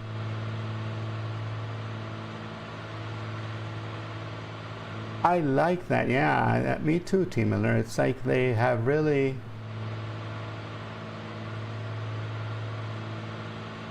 have their act together on all the interactions and all the stuff you can do on Twitch. That really on YouTube, it's not that easy. Ah, we're 18 miles. 18 miles. I gotta start concentrating here. Las Malvinas. I'm not sure. Nope, no METAR information. Runway 35 and runway 17. I'm guessing 17 is the one we're gonna go into. So we should start descending. What is the altitude elevation? What is the elevation of Las Malvinas? Malvinas elevation is 1,200, so we're going to be at 2,200. And we better start descending now. Go ahead and enrich in our mixture a little bit and lower our manifold pressure.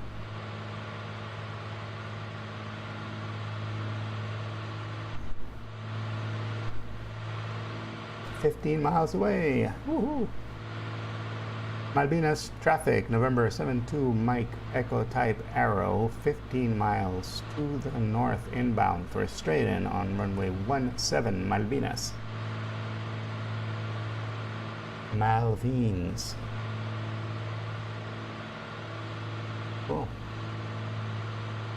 Look at this beautiful, look at how it will break out into the river like that, and the river looks nice.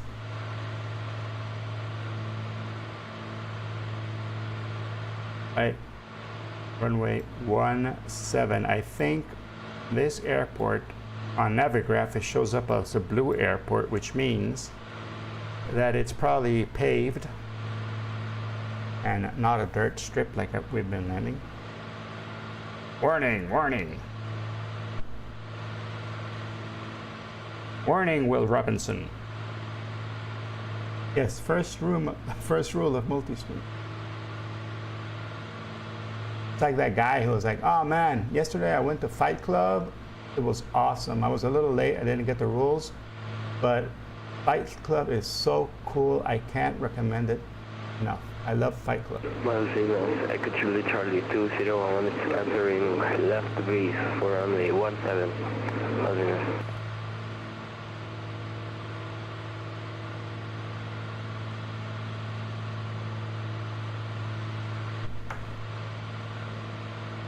Here we are, getting close, 10 miles away.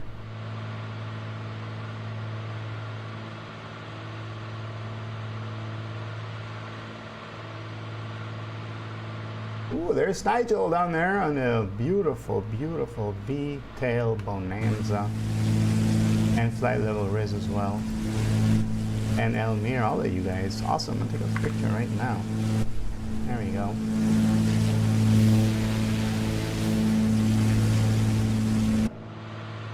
Malvinas, Echo Charlie 2011 is doing a final for runway 17. Malvinas. Okay, we're 9 miles away. Now enriching our mixture a little bit more.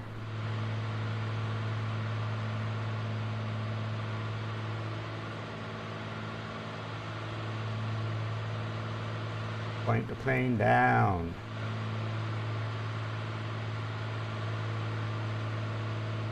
Another cool thing about Guatemala that I really liked on this trip is the fact that Guatemala, the airport is smack dab in the city.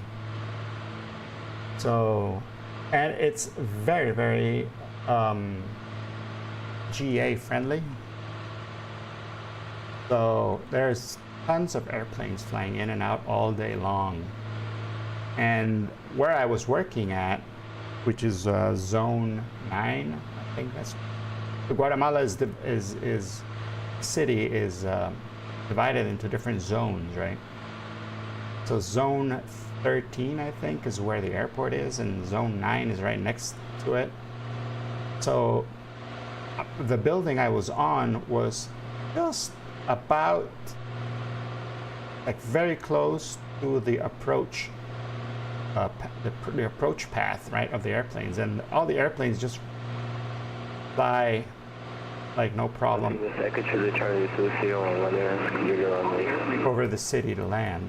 And I guess there's I think noise abatement goes out the window there, or I don't know, but they're all just pretty cool. If you're an aviation geek like me, it's awesome. You're looking at all the planes and you're like, oh my god, that's a King Air. Oh my god, that's a SR-22. Oh gee, look, a Diamond. A couple of Caravans as well. Right, gear down, loosen some of this speed. That's my Venus traffic, November 7-2, Mike Echo is on final, 4-mile final for runway 17, Las Malvinas.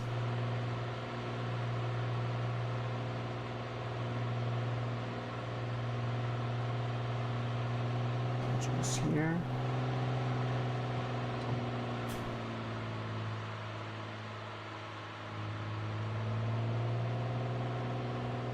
There, our pattern altitude.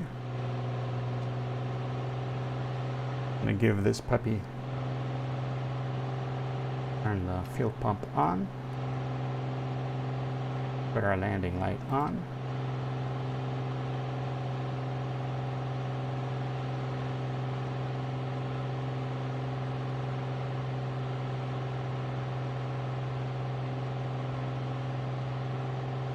I'll let her fall a little bit.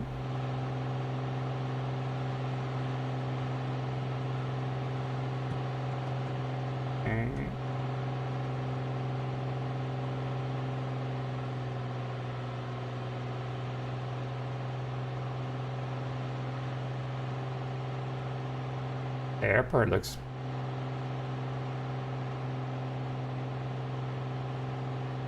like a big area of it, like a big swath is in white, like it's cement or something.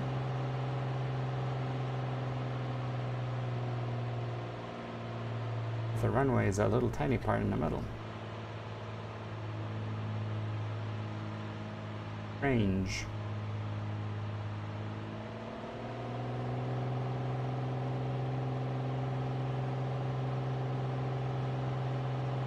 Like a little hill right before you get to the airport. Here with these trees.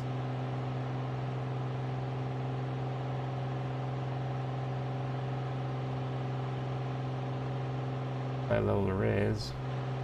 We're gonna land on top of your flat level Riz.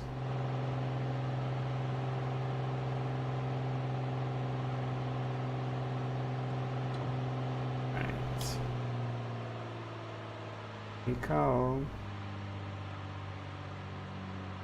Runway's main. All power goes out, and we just hold it.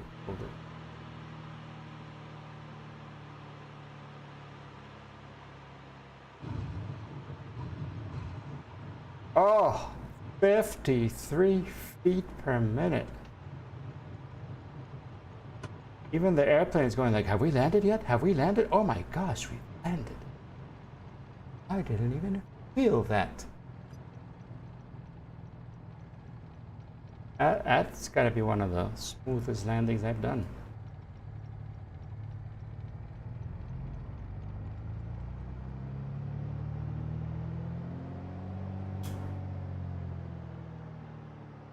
Malvinas traffic, November 72, Mike Echo is clear of the runway, Malvinas. I think I'm clear of the runway because I doubt this is a runway.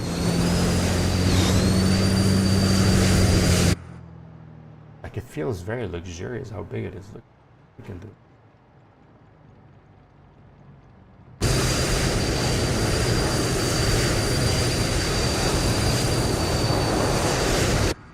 The widest taxi lane in the world.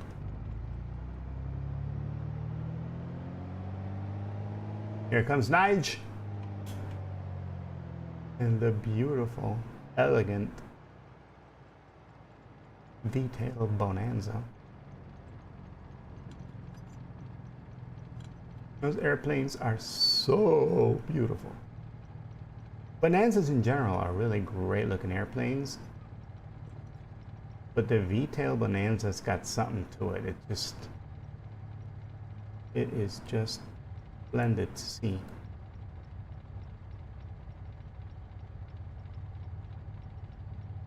There's one for sale here in my airport. But they tend to be pricey. V-tail Bonanza.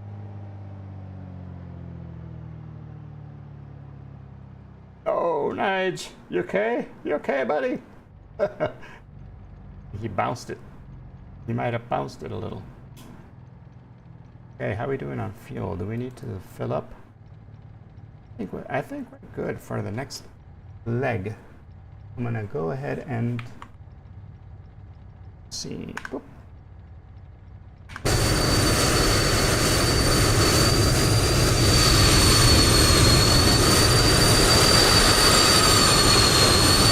Wait for Nige to come back.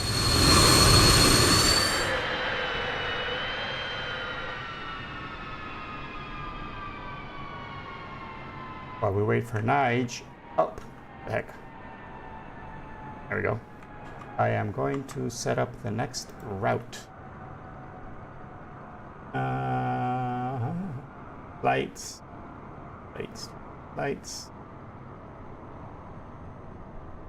We are Las Malvinas to Manu, Peru. All right, guys, get ready. It's gonna be awesome. We are flying from Las Malvinas over to Manu, a 123. This is the third leg, guys. So, you know, I had to choose a long one because otherwise, you know, it doesn't fit the description properly.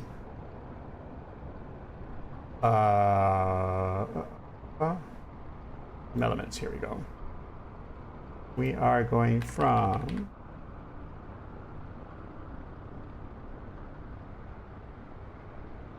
I wonder if I put third leg here,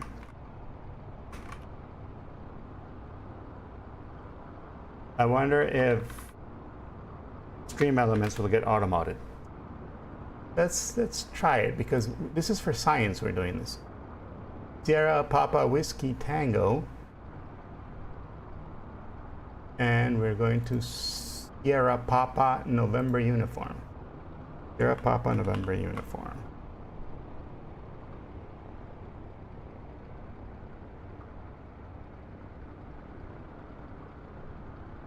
No, this was not the third leg. This was the second leg. See?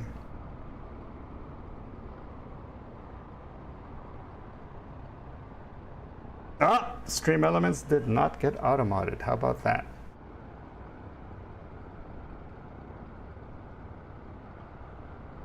All right.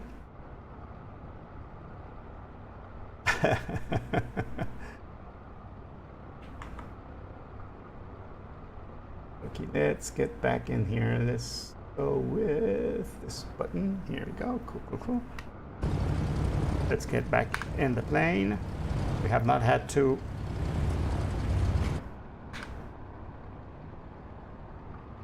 there we go. That's the button I wanted. We have not had to fill up with gas, so that is great.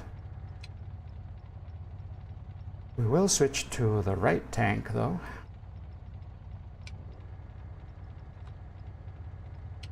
Plenty of fuel. Oh, let's change our flight plan here. Menu, invert the flight plan. Menu, and we'll clear the last one. Here, yes. And we will put our new Sierra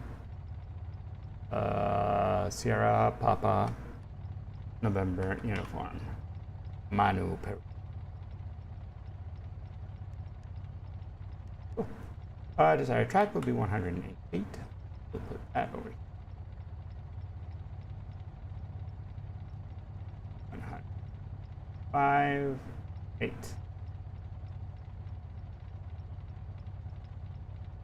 All right. And if I remember correctly, there is no weather information here at Sierra Papa Whiskey Tango. So we'll leave this on 2992. Actually, what is the elevation again? 1253. So we could set this 1, 2, 5. A would be right around here. Yeah, that is better than going to 2992. I think we're good. Good. Good. Are you good? It's good. Let's take off then. Let's go back again to runway 17, and we can. Las Malvinas traffic, November 72, Mike Echo taxiing to runway 17, Las Malvinas.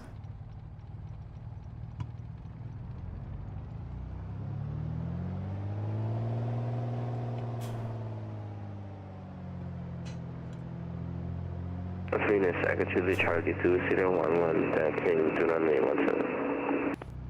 Yeah. And Mayor sounding like a pro.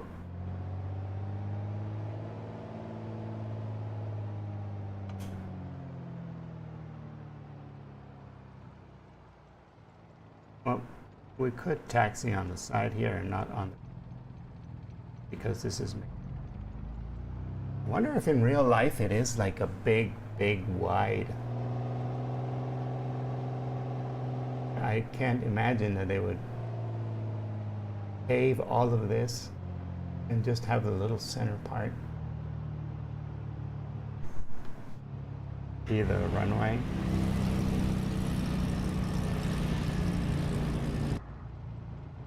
I'm thinking it's an error by Microsoft Flight Simulator, but you know, it could be real.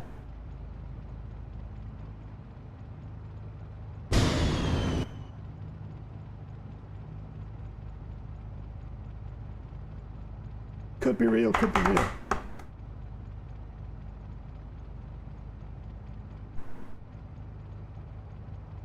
Very leg long, and it's it's a girthy. Gonna be that girth.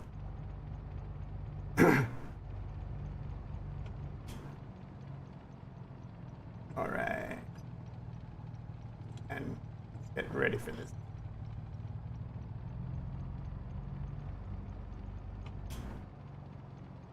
That's Malvinas traffic, November 7 to Mike Echo, taking off runway 17 with a right crosswind departure to the east of Las Malvinas. Oh.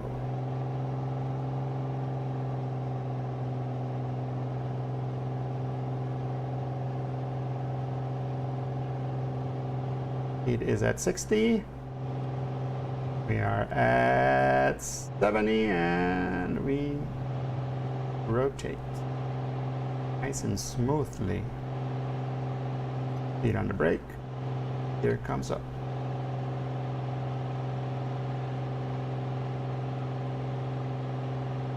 Gear is up and locked. And so are our flaps. And we pitch. We got a nice 70 knot ready to climb here. Wow, look at that. That updraft helped us. Pushed us up a lot.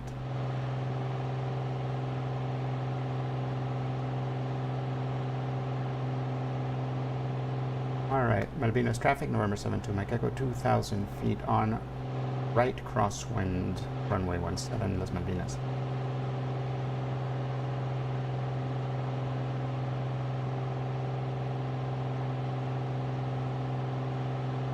Malvinas Echo Charlie Charlie 2011, taking off on runway 17, Las Vegas.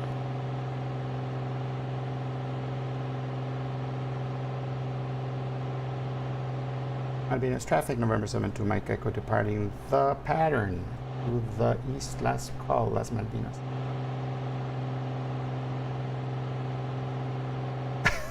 What happened?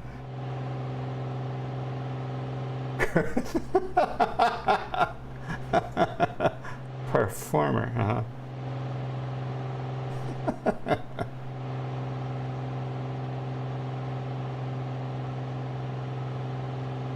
I've been told. A friend of mine told me that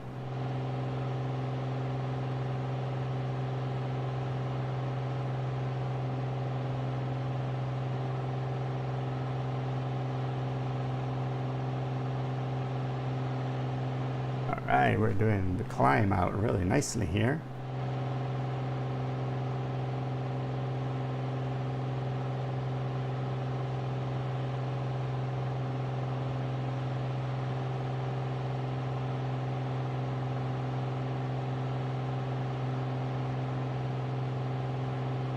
Yeah.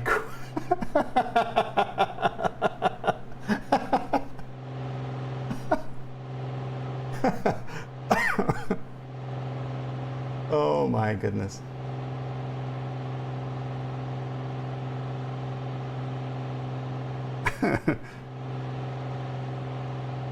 They just sync covers, huh?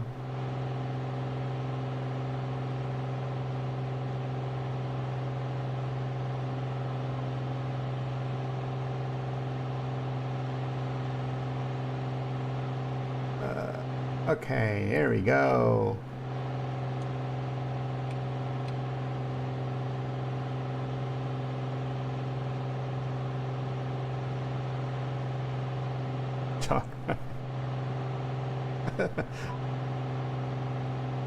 Meanwhile, the automod is going crazy. It's going like, what's going on here? Oh my gosh!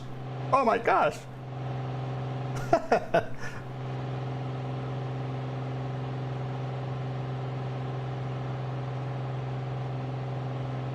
The auto mod is just like throwing holy water at the server in the back office over there.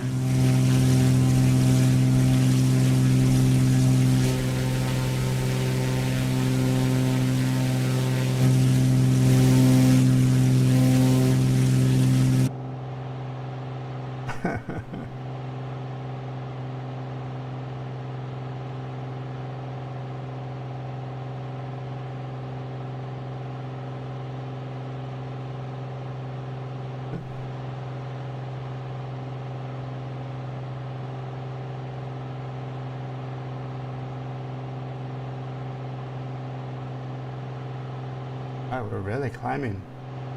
We're really climbing, and we need to climb because for this leg, let's get the VFR map here.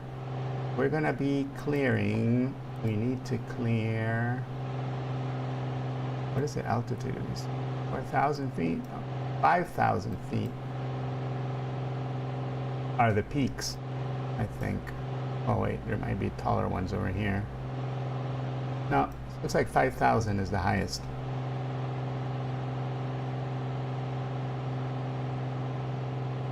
So, yeah, 7,500. We should be good at 7,500.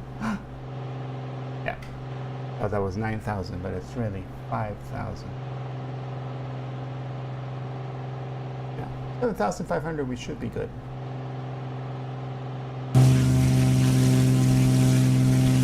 Flight level risk is at 6,700. It's climbing nicely there.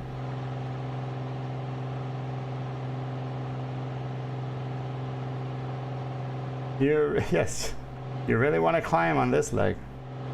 That's for certain.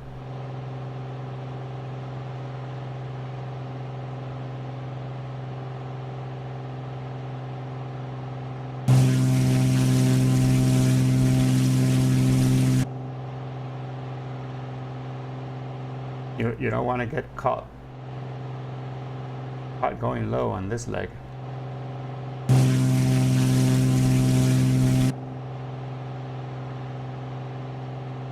There we are, 7,000 for 7,500. We're going to lean a little bit.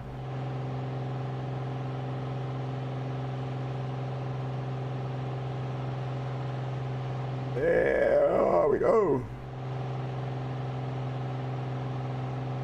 Lovely, lovely. And we can also, actually, we're going to leave the manifold pressure where it is. And we are going to start adjusting our revolutions down to 21, 22, okay. And our manifold will go down to 30 inches. So, gonna get a little bump. Oh, I know why. Oh, there we go. Thank you. Yeah, now we're gonna lose all that altitude because the trim was being trimmed automatically by the thingy. You don't want the engine to fail on, actually on any leg, really. I mean, seriously speaking, you don't want your engine to fail on any leg. The third leg would be more tragic, but on any leg, really, engine failure is not it's not an option.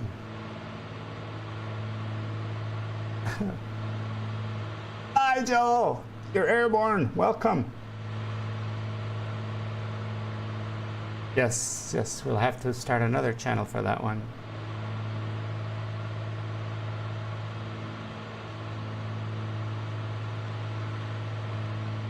That's when we do After Dark. When we do an After Dark stream, then we'll be able to.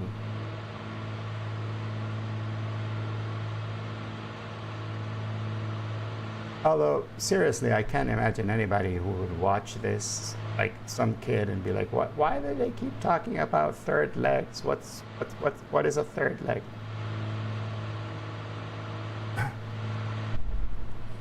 Yeah, kind of an awkward conversation to have.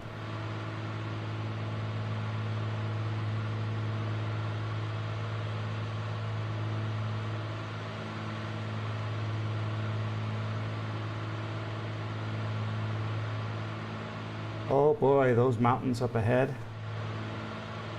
I don't know. I'm trying to second guess if 7,500 feet is going to be enough. I'm already at 8,000 feet. The plane is still climbing.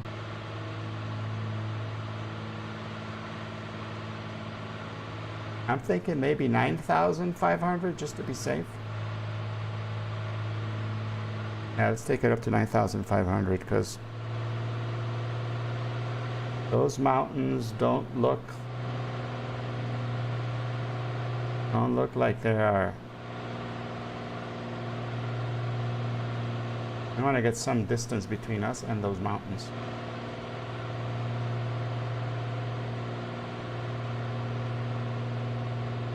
Yeah. That's another very difficult conversation to have.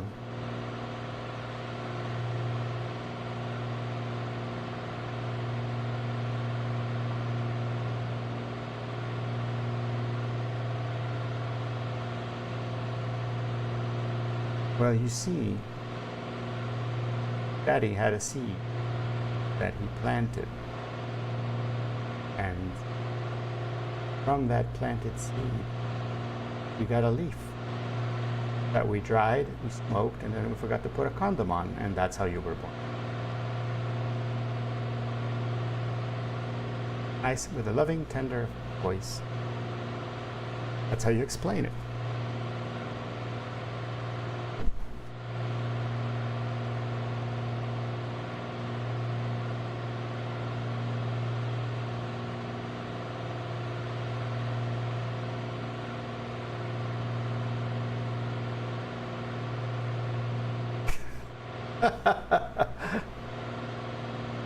Yada, yada, yada. Naked Egyptians.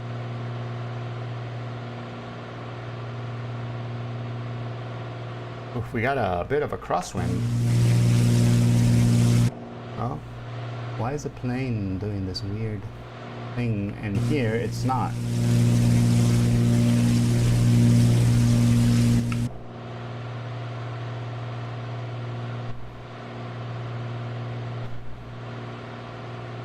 Over here.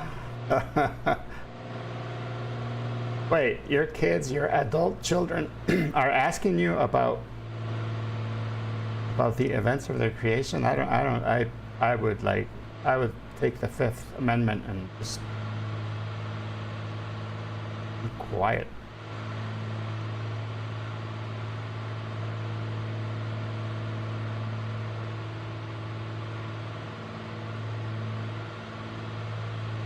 Ooh, time to lean a little bit more. Let's lean into it. There we go.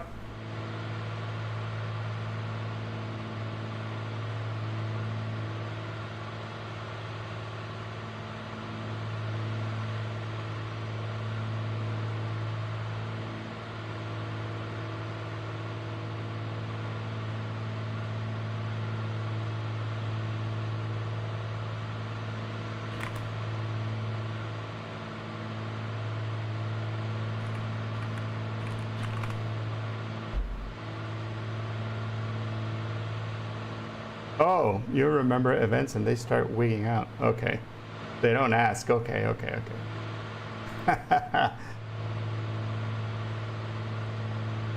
I don't know. I don't think I've ever gotten to that stage in my life where I will remember those events out loud in front of the kids.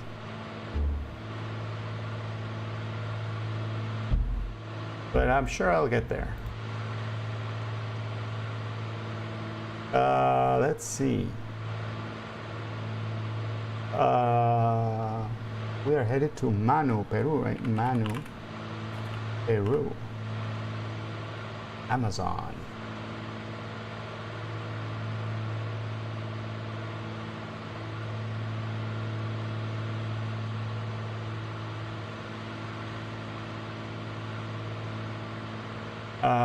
No, I don't think that is where we're headed, is it? I know.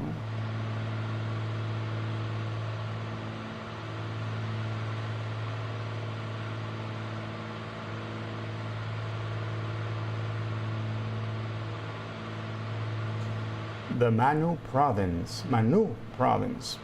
Manu Province is one of the 3 provinces in the Madre de Dios region of Peru. The capital of Manu is the province city of Salvation. After everything we've said today, I think this is a message. We're getting a message. This is a sign, guys. Can you imagine? The 3rd leg took us to salvation.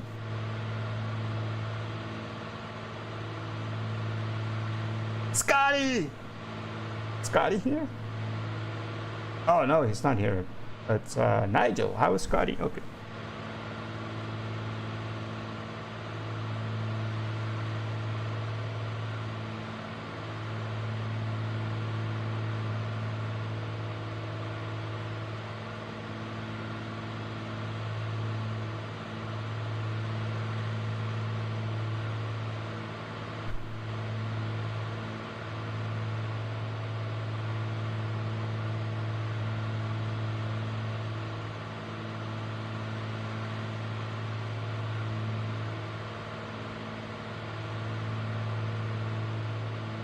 Ooh, Riz is flying low in the mountains.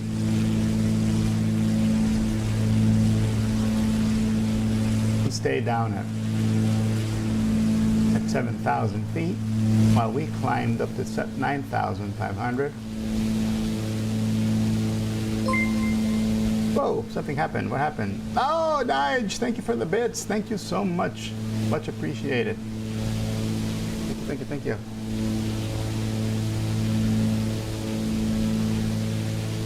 Well, I don't know about I think Scotty is working, isn't he? He has to, like, because of his job, he has to travel a lot, and so he's out of home for weeks on, and then he spends, I think it's a week at home and a week away or something like that. The week he's at home, which is awesome because we get to see him a lot because he streams a lot. But the week he's at work, we don't see him.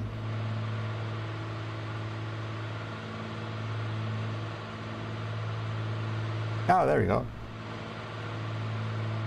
Maybe Monday. Awesome.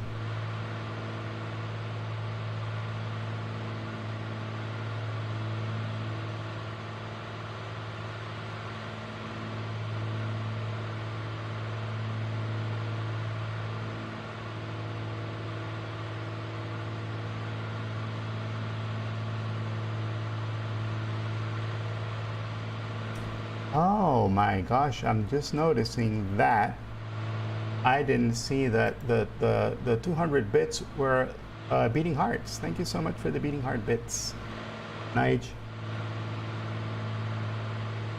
On this chat on the OBS, I don't see that, but on the Twitch manager I do see it. So thank you.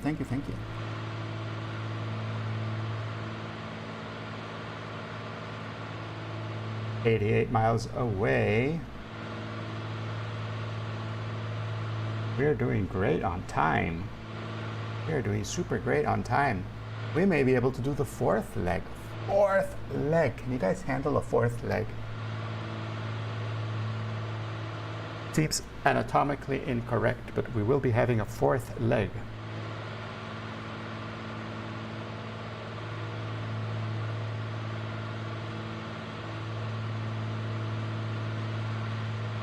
All right. And that just shows you that not too many people fly around this area, hence we get this. This is very X-plane-ish type textures.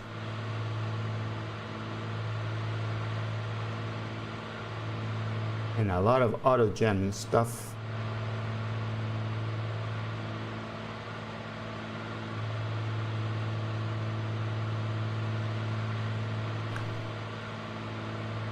Go to the back for a bit. Oh yeah. Yeah. Oh look, we can take a hit out of the oxygen.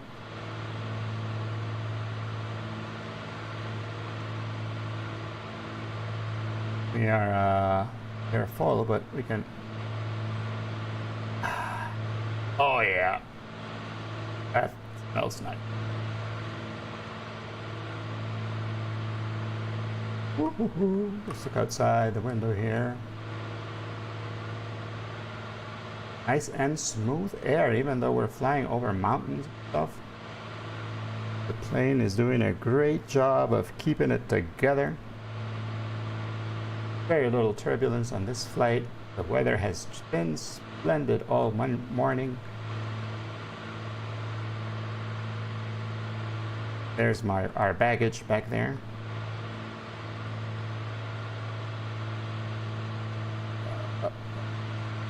Out this window.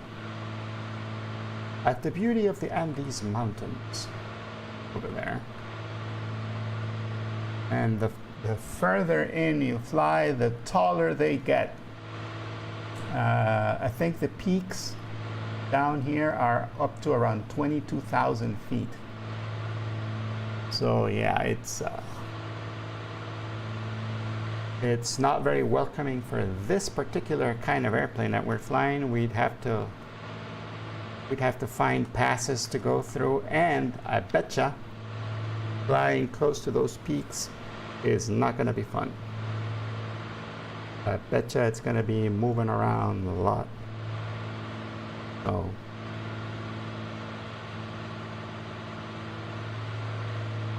good thing that we crossed the Andes when they were still low, be on the eastern side.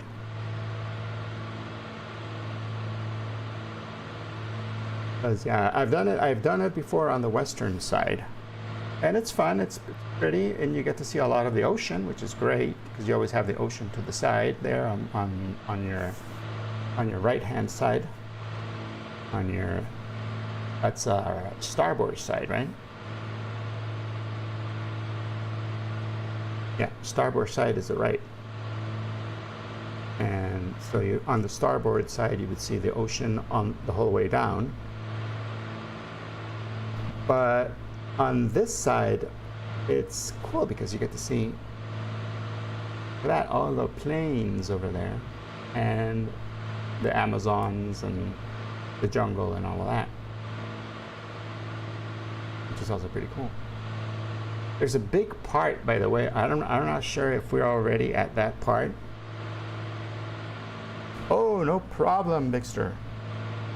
No problem, no problem. Have an awesome birthday surprise.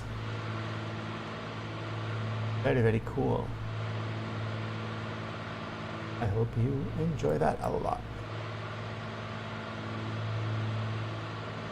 Are we? Let's see. No. In a little bit, though.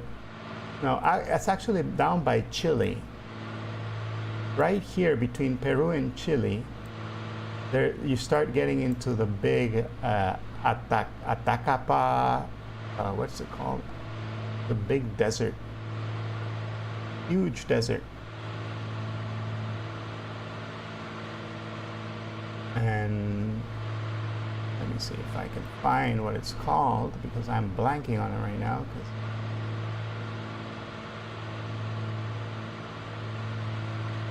What is the desert?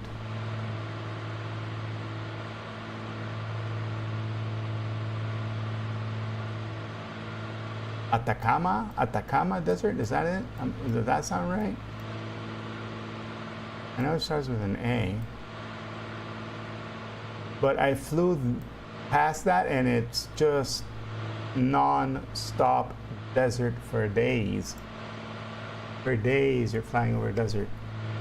So I figured this time we'll be flying on the east side and we'll be flying over Atacama Desert. There you go. Thank you, Fidelais. Welcome.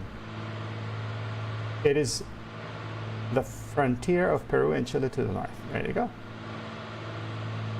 How can I be blanking out on the Atacama Desert? But it's unending. It's unending. You are flying over that thing forever and ever and ever.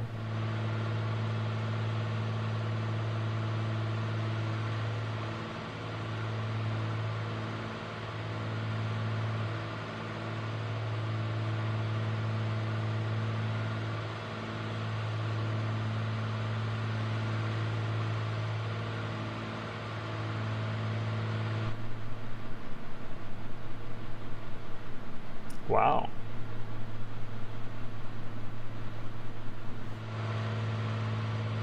You have to put it into chunks. That second part will surprise you.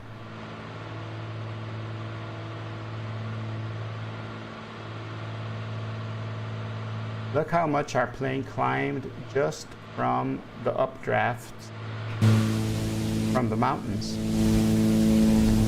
And from this, oh my gosh, that peak right there. Nuts.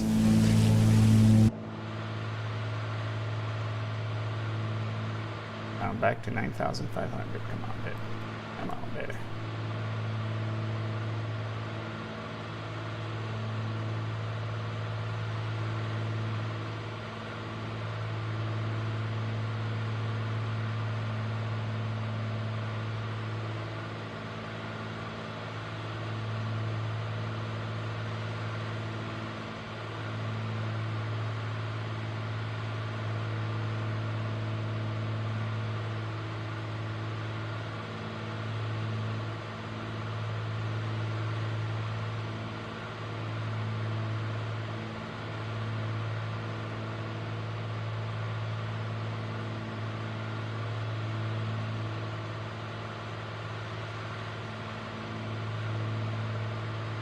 Oh my gosh.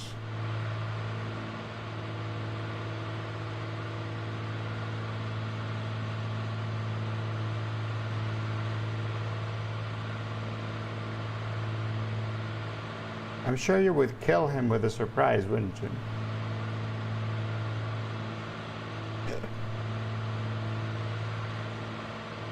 Vivaldi.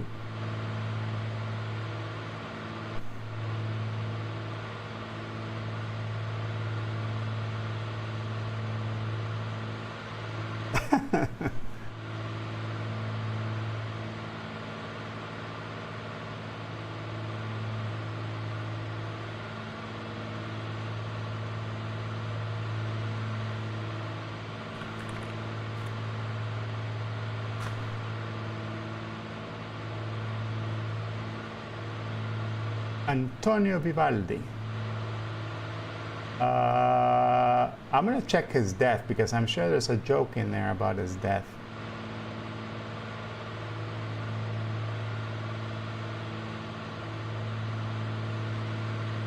Vivaldi became impoverished and died during the night. Internal infection.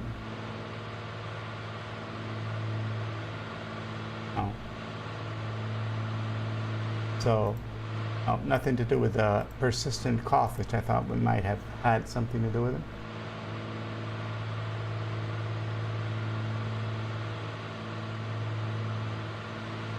Here we are, 63 miles in. 3 miles to go, that is.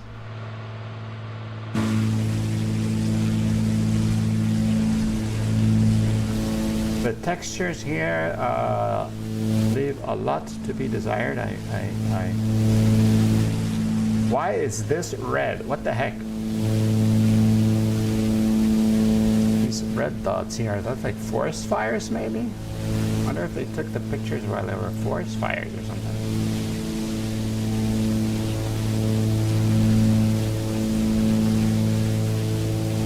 Maybe just mud patches of dirt.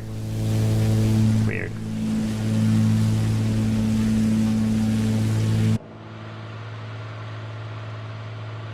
Weird.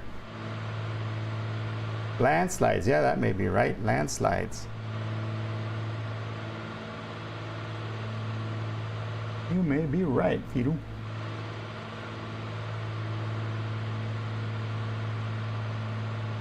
By the way, Firu, you're now a mod. Officially, you're now a mod. You have mod powers now, Nettie.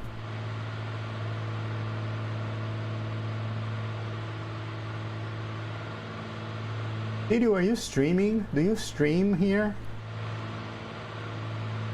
Peter Lies, by the way, for you guys, he is one of my guild mates. I know him here in El Salvador. He's one of my guild mates. He has unlimited power.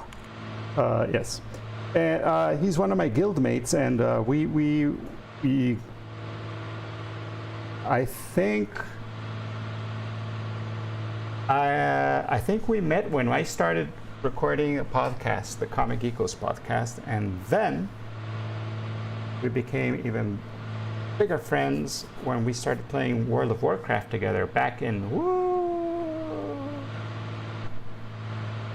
the, what was it, the Crusade of the something rather? I even forgot what it's called now.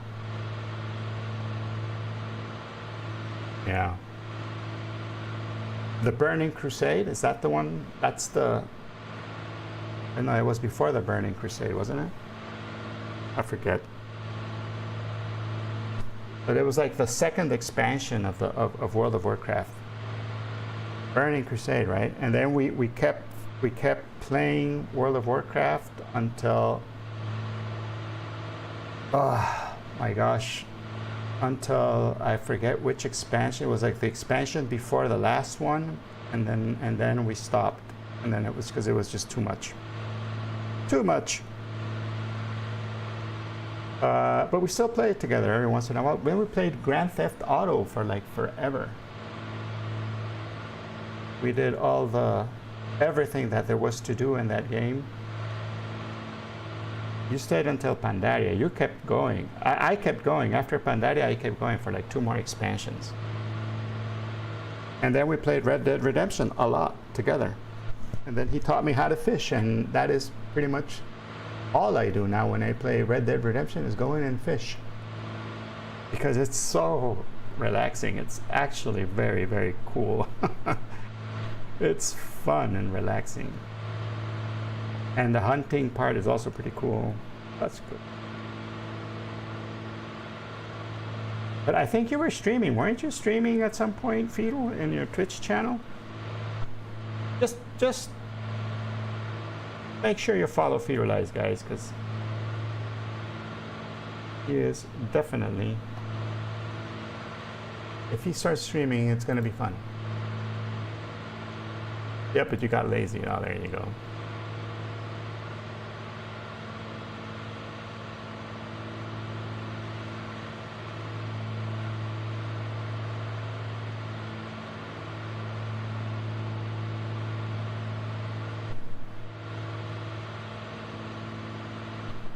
And then after Red Dead Redemption, I got captured by a flight simulator and flying for real, and now I don't play anything else other than this.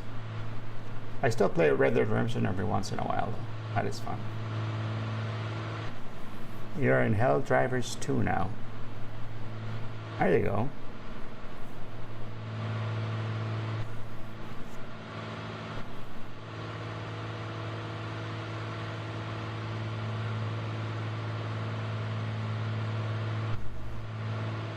$50 miles to go, guys. We're doing good. Let's switch over to the other fuel tank now because we are running low on the right tank. I go to the left tank. Gas change is complete. Fuel pressure is good. Oil pressure is good. And oil temperature is good. Everything else looks nice. Dandy, dandy. Plane is holding steady at 9,500.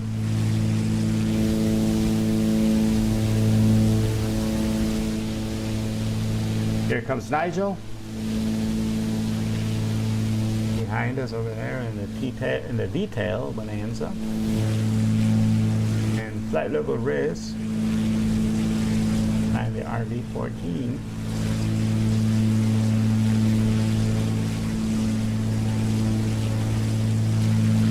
Elmere. Okay, now we got some wind. Look at that. Now we got a nice crosswind hitting us from the port side.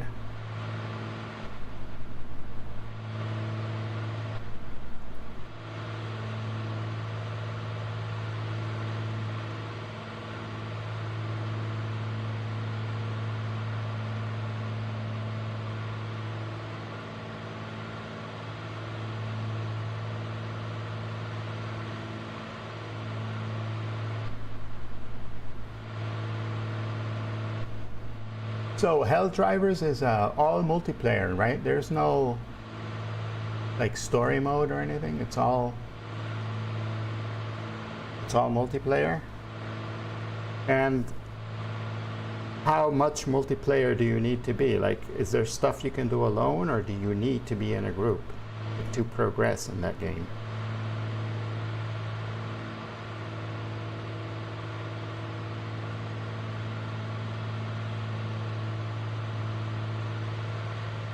All Defend the Planets. It's an MMO.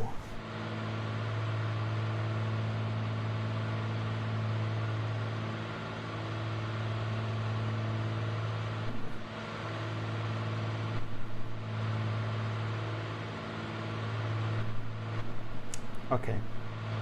Better in a group, in low gear, then survive alone. Okay.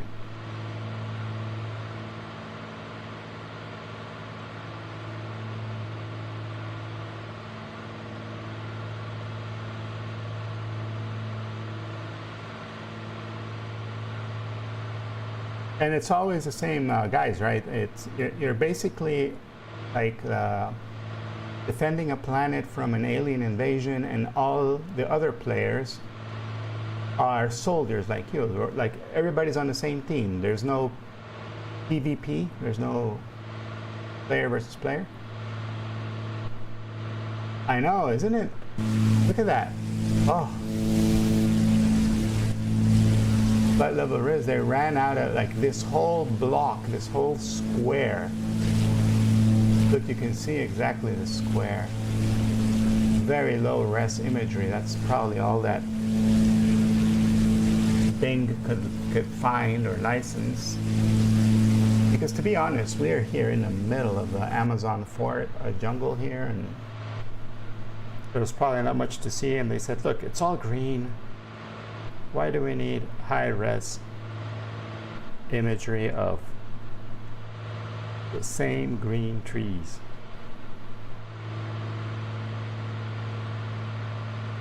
And a bunch of clouds. Oh, look, there's a point of interest over there. Let's see what that is.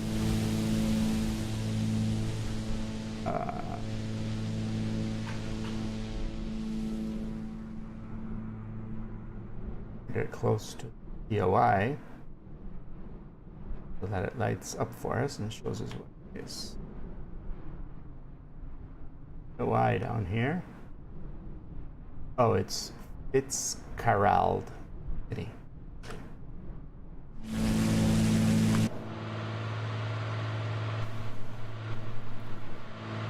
It's like Destiny 2 with a lot more cool stuff. It's a Starship Trooper game. Okay.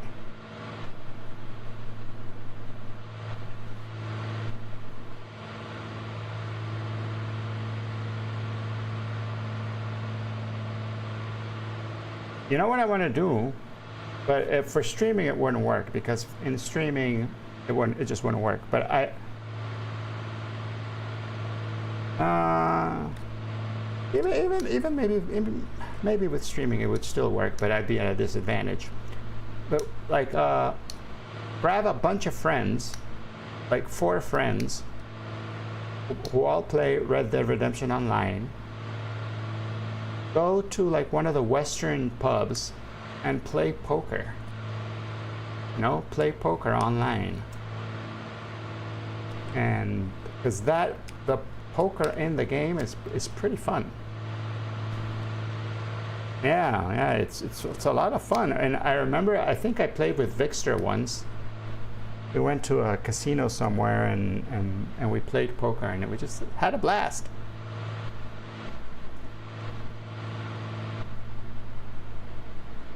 Or in Grand Theft Auto, you can also play golf, which is pretty cool. You lost. It's just the luck of the draw.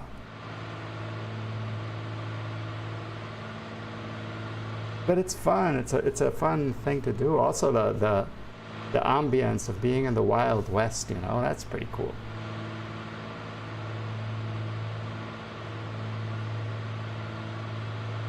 There's poker in the casino in Grand Theft Auto as well, yeah.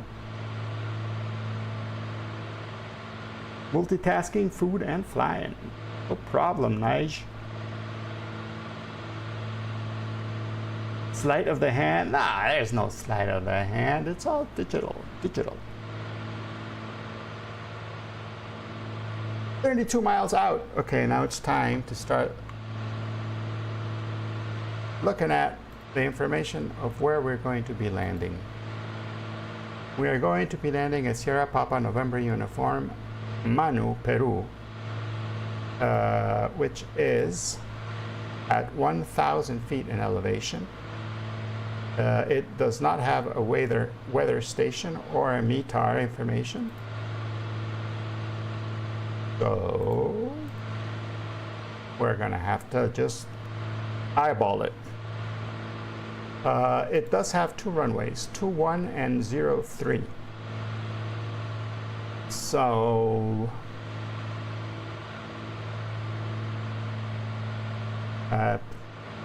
and if the wind, okay, but we can see where the wind is coming from. If the wind is coming from the port side, the wind is coming from the port side, it looks like the best way to land would be runway 3. So we're going to make an executive decision and land on 3. And we are now 29 miles out, and it's probably a good time to start descending. I'm going to go ahead and trim us down a bit, lower the manifold pressure.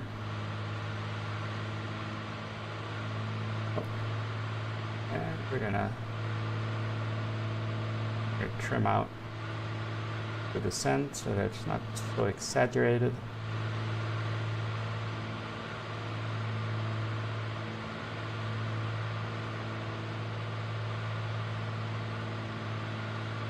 Riz stayed at 7,000 feet the whole way. You, sir, are a boss.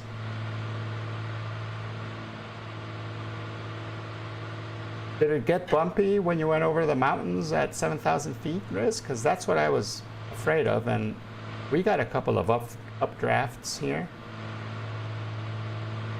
when we were going over the Andes Mountains.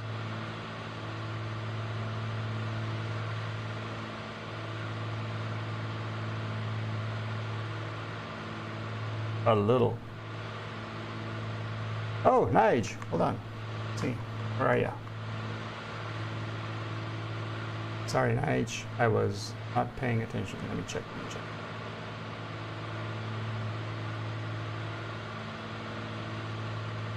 Oh, there you are. Haha. Can I show this? Nige, is that okay? Can I put it on the stream? Manual Aperture Charlie 2011, turning final for runway 3.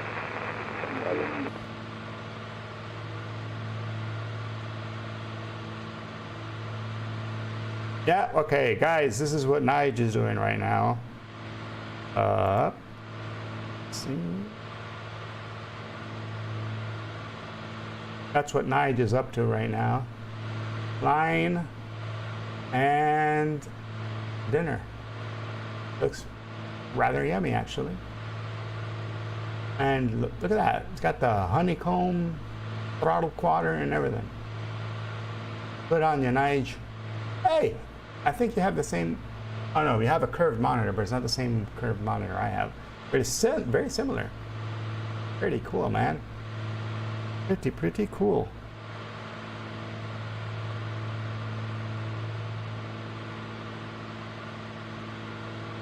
Roast dinner. You're in your Stearman in NorCal and you're running into a heavy snowstorm. Oh my gosh. Yeah, it's the weather in the States has been awful this week. I've been looking to see if I could fly a little bit, and it's dodging storms everywhere. Like all of like Florida, for example. I love to fly around Florida. There's been quite a lot of storms. The Samsung monitor, there you go, cool. My turbulence is set to the most, to the like realistic.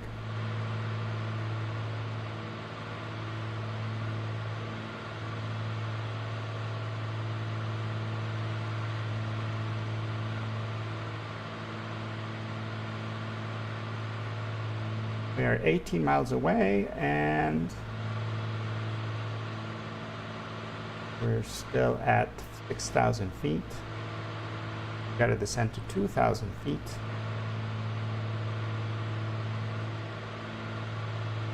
Two-thirds to go.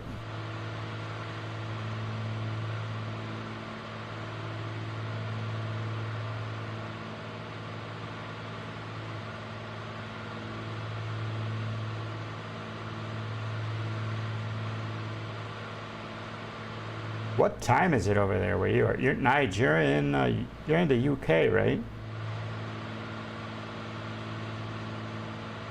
That means it's probably, let's see, about like 7 p.m. over there, if I'm not mistaken. 8 maybe. If you guys do the same thing where you, oh, it's 5:51, almost 6. Okay.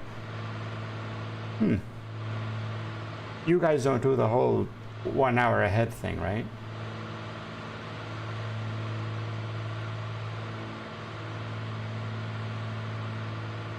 Actually, Charlie 2011 is clear from me. Manu. Yes. Elmer sounding like a pro on the radio.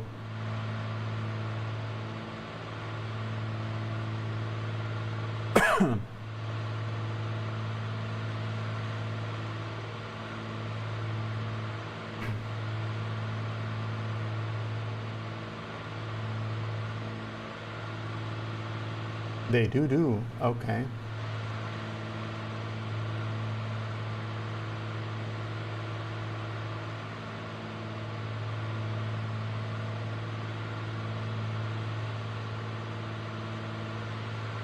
I think even Mexico does it as well, if I'm not mistaken. Mexico does the time thing as well. UTC +1 to UTC.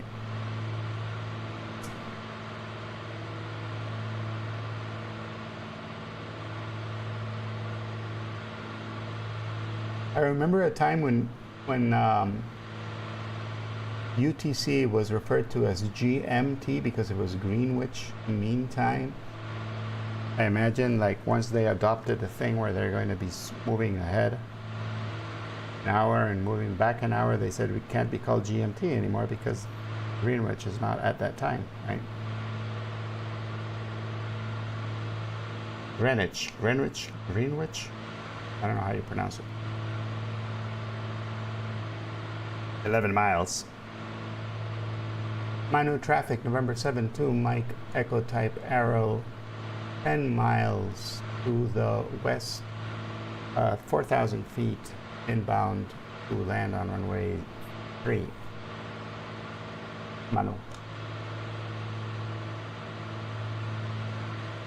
23th March is your spring forward. It's Greenwich, like the Greenwich Village.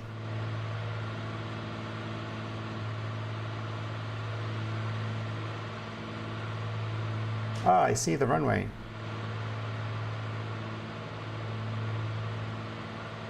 It's here, I think. And we're gonna go and do a downwind here, left downwind, and then go over there. Right on. Okay, time to take autopilot off.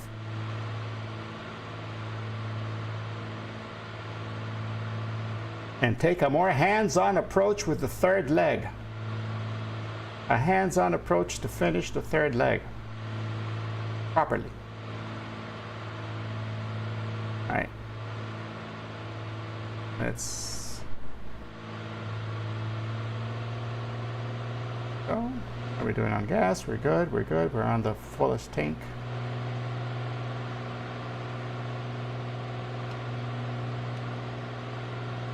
We're gonna need to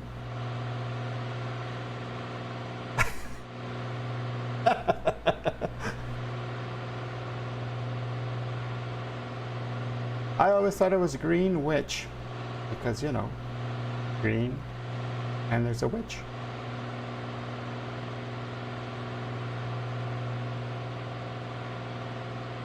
Minor traffic, November 7-2, Mike Echo.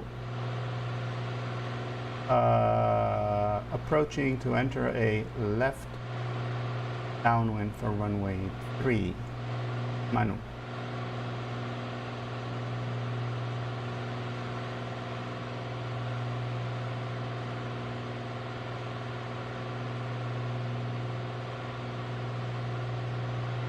As we get lower, you can't see the runway anymore because the trees obscure it. It's just gonna be nice and chill about it. Just get close, then do the turn.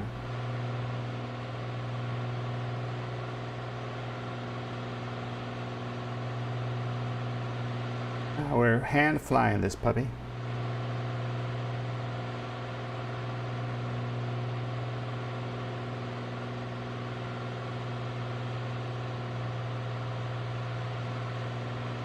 Okay, we're 3 miles. So we will now turn.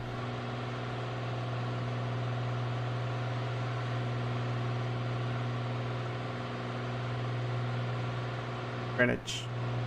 Manu traffic, November 7-2, Mike Echo is on left downwind for runway 3, Greenwich. Manu. Why am I saying Greenwich? What the hell's wrong with me? All this talk about Greenwich.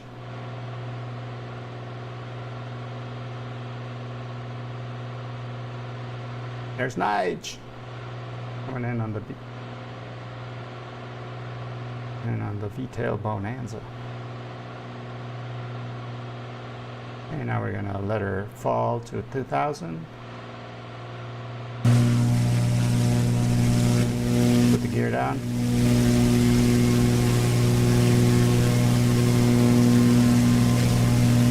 All right.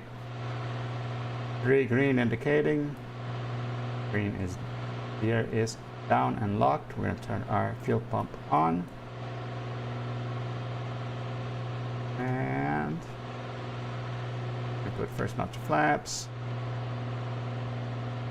And we're just gonna trim, Cherie.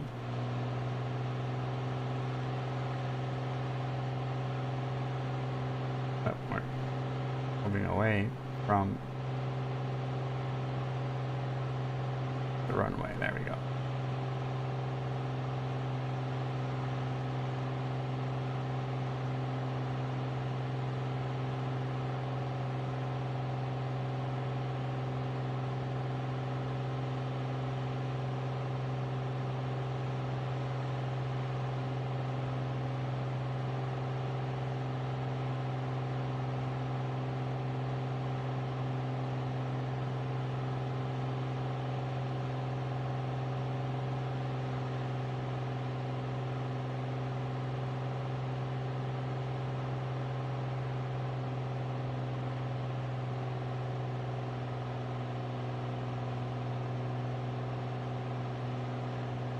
Manu traffic, November 72, Mike Echo is on left base, runway 3, Manu.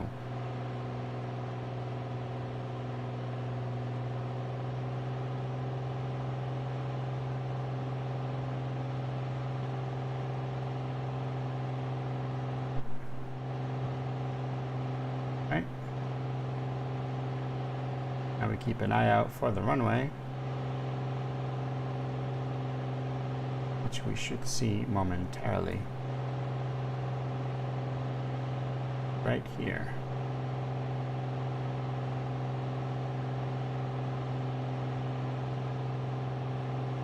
Yet.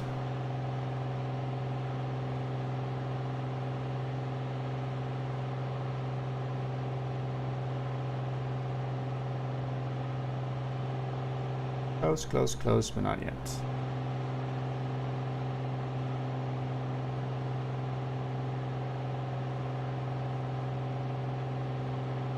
Manu traffic, November 72, Mike Echo is on final for runway 3, 4 mile final, Manu.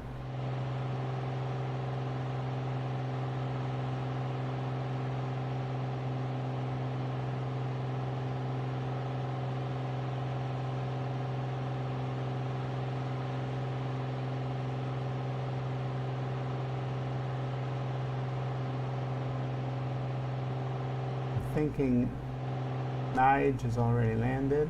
Still has Elmir. And so has Riz. All you guys have landed. Oh, wow.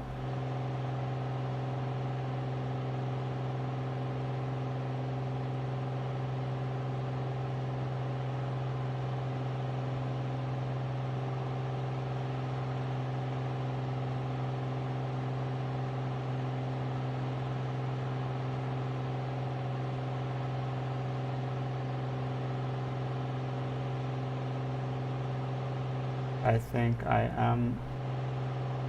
passed it. I must have passed it.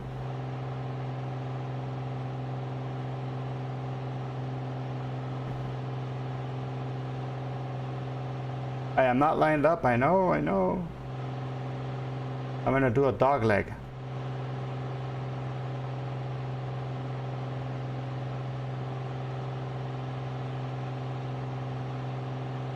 I'm gonna try the dog leg here.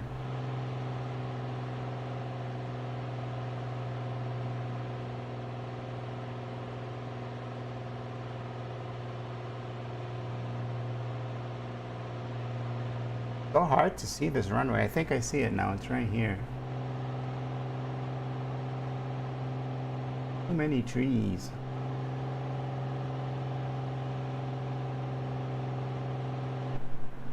Alright, third notch of flaps. downtown it.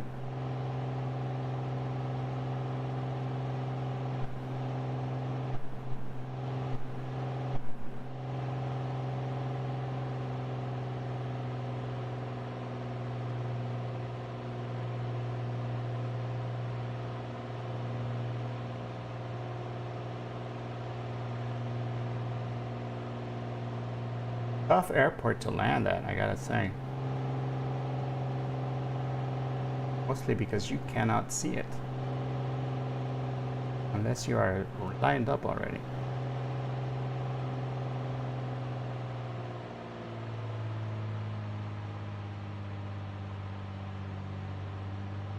And the fact that there's so many trees also makes the turbulence a little worse.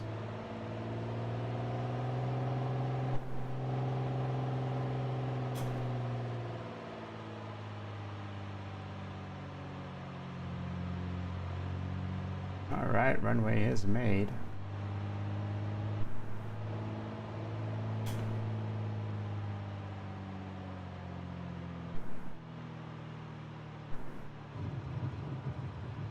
Here we go, 149, it's pretty good.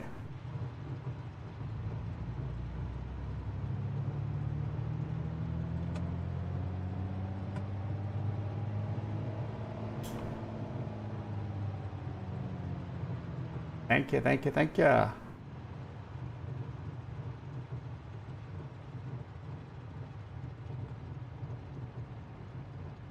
Okay, guys, let's see. Y'all here? But he's here waiting for me. Sorry, I'm late. Couldn't find the airport.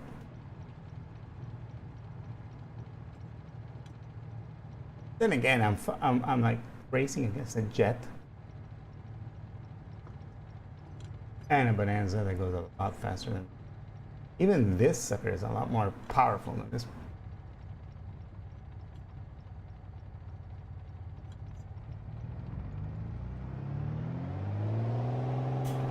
I will, before we take off, I'll take a picture. Whoa. All of us. With our name tags. Oh. Well, actually.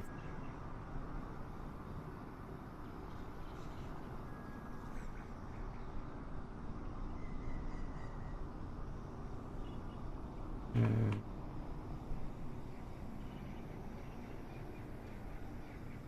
think that angle is... Alright guys, say cheese. Cool. Now, okay, Victor.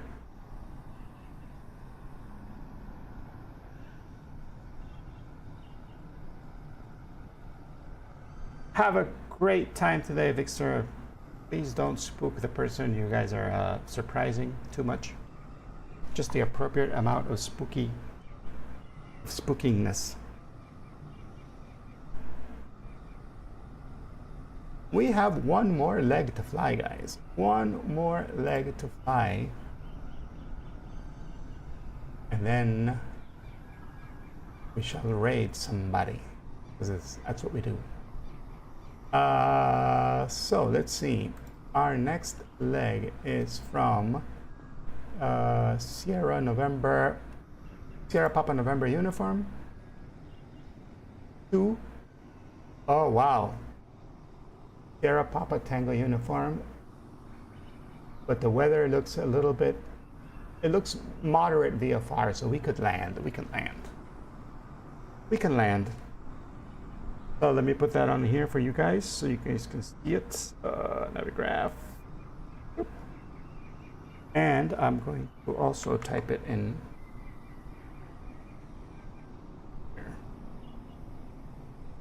Fourth leg. Oh my gosh, we got greedy this week.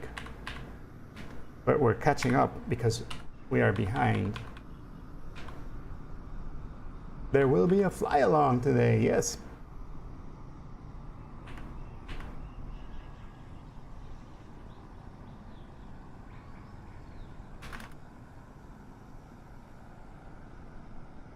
Right.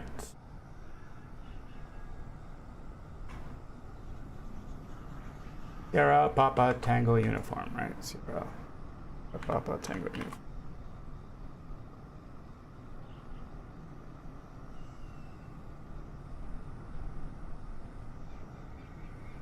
I thought jury duty, right?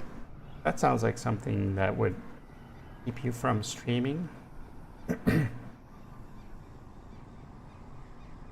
Like, okay, so if you get selected for jury duty, do you only get selected from the place where you live, like close to, or can you be selected for jury duty? Let's say you live in Florida and you get selected for jury duty for something in like Seattle. Is that a thing?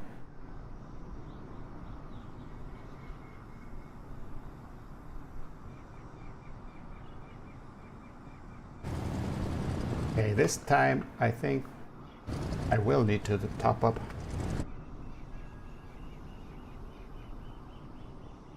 But it's got to be in your own county. Okay, okay. That makes sense.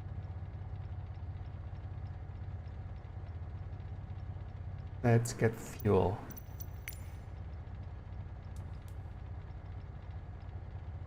Now, we could have made it, but you know, we're gonna follow the rules and go down the 60%, which is only 23 gallons per side.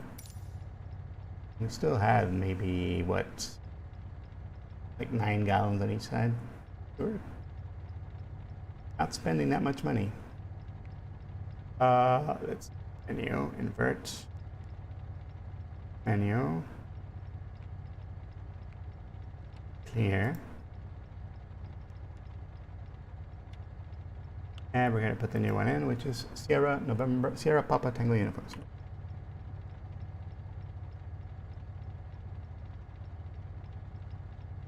Yeah. Cool. Yeah, because the state, right? I mean, the state, or is that the federal system? They're the ones that have to pay, like, they have to pay for your jury duty thing, right? Like you get paid a per diem and hotel and all that stuff if you have to travel.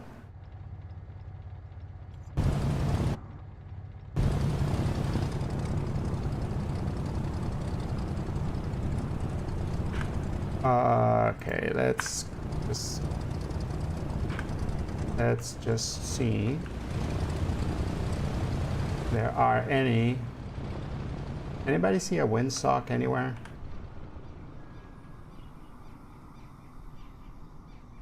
Usually in the trees. Microsoft likes to hide them in the trees. Nope. Oh. Whose bonanza is this over here? T. Miller, welcome aboard, T. Miller. Wow, nice to see you. Thank you for flying along with us. So cool. So we don't have a windsock. I'm gonna go over to the other side, take off from there, because that's where we landed. So it makes sense to take off from where we landed. Oh no, you had to land because of the snowstorm? Oh. That must feel really awful, like on a Stearman where you're outside, basically an open cockpit, flying through a snowstorm. That does not sound like a fun place to be.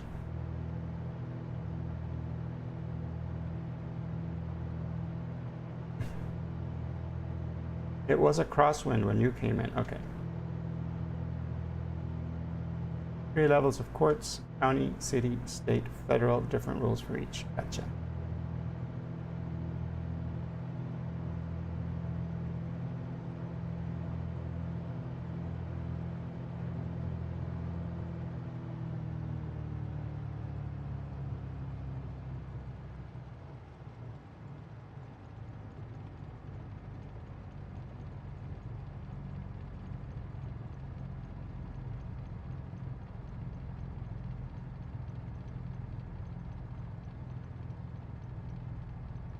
Desired track will be 109.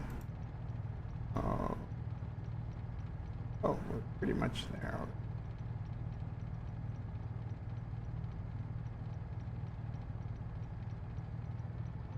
All right, I'll take off after you, T. Miller.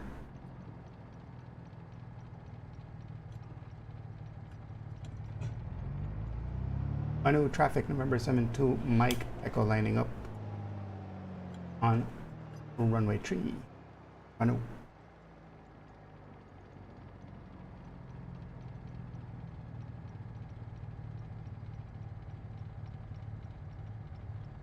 Manu Echo Charlie 2011 taxiing to runway 3. All right, here comes Elmir. He's gonna make sure we are trimmed for takeoff. Right. 1 notch flaps, and we're good.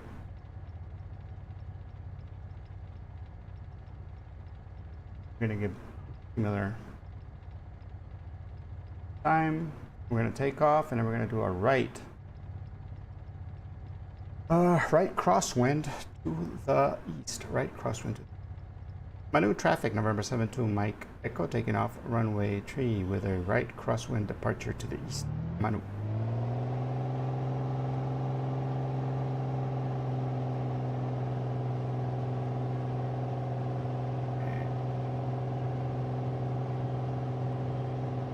Plane light on the nose wheel. 60, 70, and we rotate. There we go.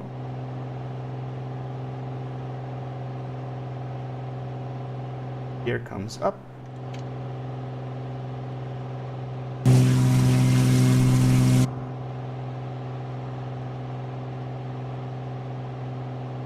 Pitch for 70. Flaps come up.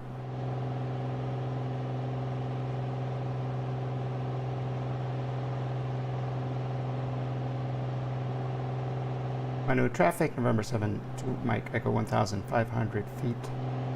Turning left crosswind runway 3 Manu.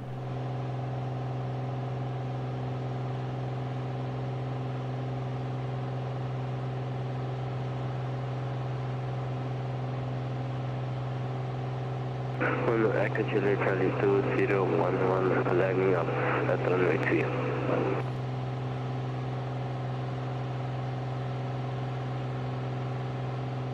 Manu traffic November 7 to Mike Echo departing the pattern to the east. Last call Manu.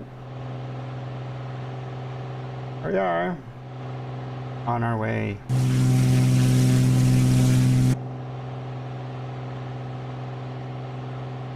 Manu Echo Charlie 2011 taking off at runway 3. Manu.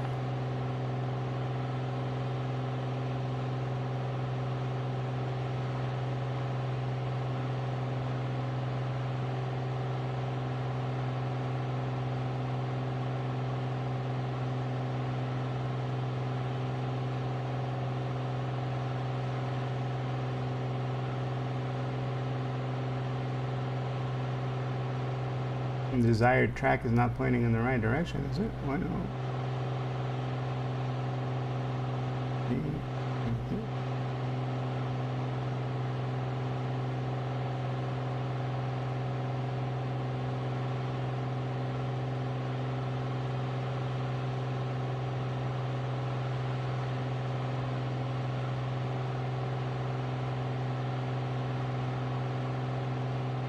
This is the way we should be.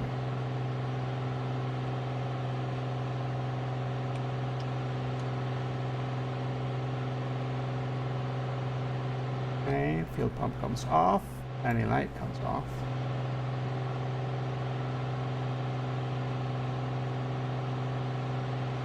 Yeah, this thing is not pointing in the right direction.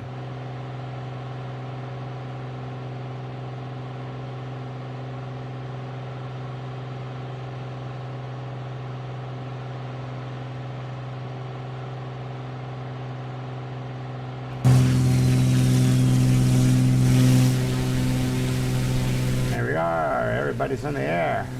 Woo-hoo.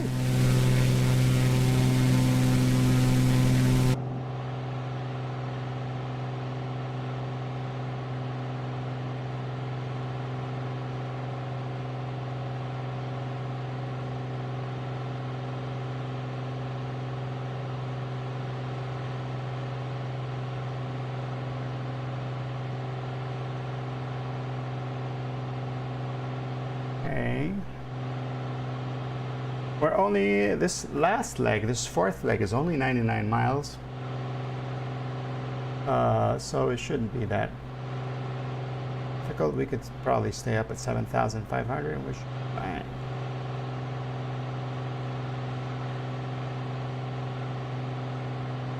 Oh my gosh, no matter what the weather was, the male pilots had to fly.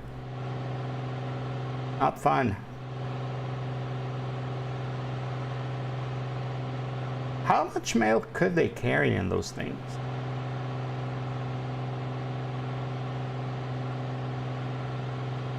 I imagine it would, like all the mail would have to be in a bag or something, and it would have to be on the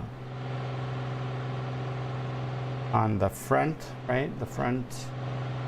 Depends, I guess. If it's super heavy, it'd probably be in the back. If it's heavier than the pilot, right? Want it in the back. And then it would cover it up, maybe? They would cover the hole in the back with something?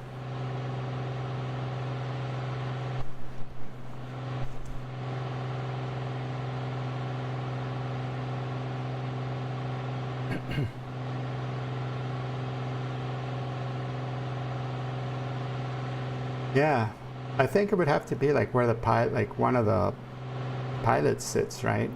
Can't like just put it on the wing or something.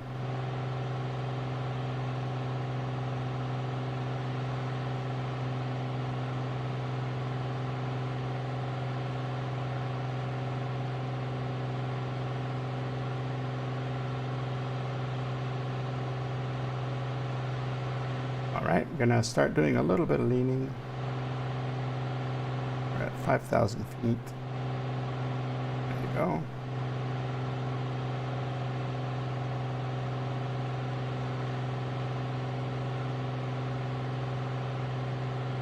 Yeah, they have to put it in the front with the pilot in the back. Yeah. I think it depends. I think it would depend on how heavy it was. Like if it was heavier than the pilot, then they would have to. In tail draggers, you usually want it heavier on the back on a tail dragger. That's why I've seen like there's Cubs. There's some guys who fly Cubs on YouTube, and when they're flying alone, they fly in the back.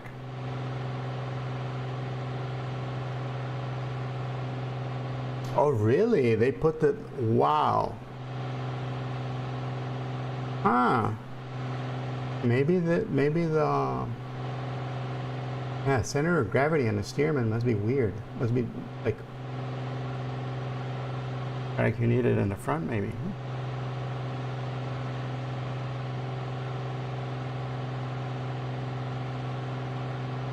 Because the friend here in El Salvador that I know who flies a steerman, when he does aerobatics in it, he flies in the back.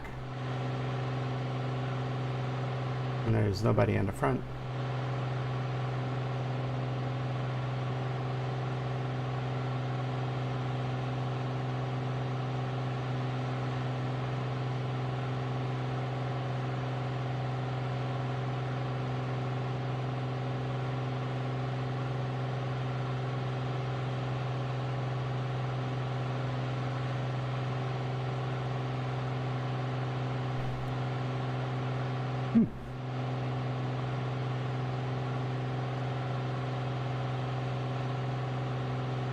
Oh, Mir just flew past us on his way.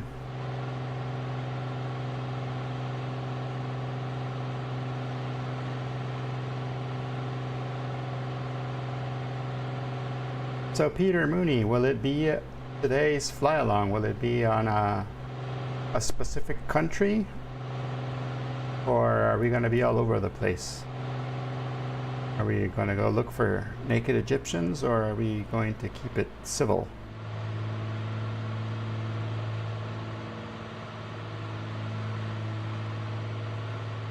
All right.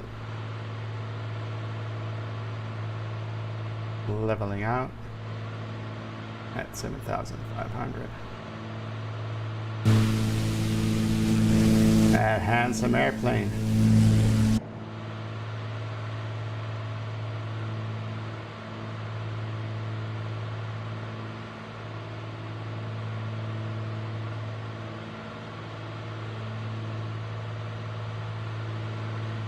I'm thinking this is an issue with the working title GNS 530, where after a while it starts to drift. See? And if I press D to fix the drift, it fixed the plane.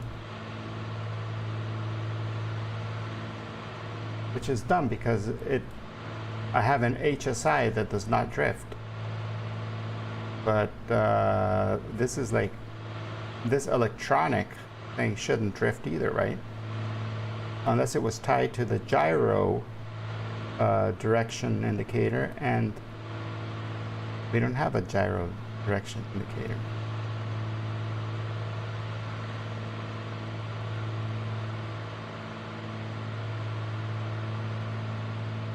Click upon the bug.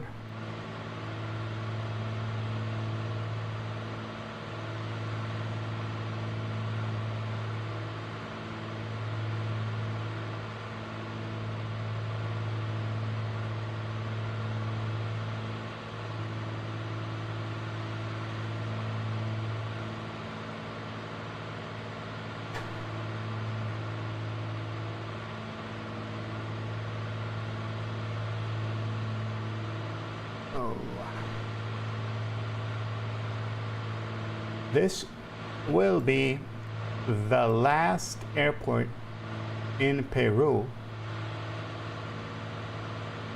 Next week, we will be flying out of Peru and into Bolivia.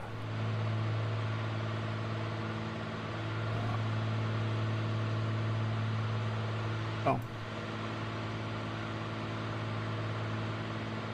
And if I'm not mistaken, I think I don't know. I think there was this whole debate about the Panama hats. Like a Panama hat were not really from Panama. They were from Ecuador, I think, or maybe Bolivia, I'm not sure. Origin of the Panama hat. Ecuador, okay. Panama hats are from Ecuador.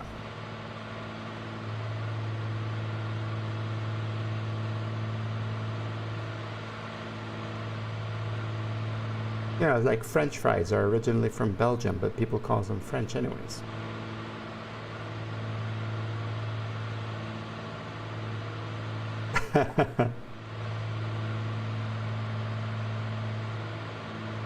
Naked Parisians, oh my gosh. Yay. All right. Naked Parisians, here we come. So we're going to be flying close to, what was that, the Moulin Rouge? I think that's where a surefire place to find naked Parisians. Or Nice. Oh, I was newly married with Sim Mrs. Egan, and we decided that my dad had told us a long time ago that when he was right before, I don't know, he must have been in his 50s or 60s, and then he decided that he wanted to travel and he wanted to see the world and everything, and he had the funds to do so. So he started planning trips and taking my mom every year on trips. And he was in his 60s. He was in his 60s already. And he went on cruises, and he went to Europe, and he went to all these places. And then when he came back, he told us, guys, don't wait till you're 60 to do this. If you can, you know, travel and see the world and be, you know, and have fun when you're young, because when you're older, you know, you're like watching out because this, you know, a whole bunch of things aren't good for you anymore, and you get tired quickly, and you don't want to do all the tours and whatever. So when you're younger, it's a good idea. So my wife and I we'd just gotten married. She worked at an airline, so she had cheap tickets. So we went to Europe, and one of the places we went to was Nice. And one of the cool things about Nice, that is one of the cool things the guys tells you are, oh my gosh, there are topless beaches in Nice. And you guys, you know, you're going to go at the end of the summer, so you'll probably get to see some topless Parisians. So the part of the tour that we were on took us to Nice and took us precisely to the topless beach. And I don't know if nephew was the thing. No, I don't remember. If I don't remember the names anymore, Peter, it was a while ago. But we went to the thing, and we saw it, and my wife just started cracking up because it was all full of older ladies, right? Really, really older ladies. And they were all topless, but it was not like anything that I would be like, oh, wow, naked Parisians. I was like, oh, dear Lord. Yeah. Nephew is right to, oh, gosh, not again. Oh. I keep falling for that one, Peter. I keep falling for that one.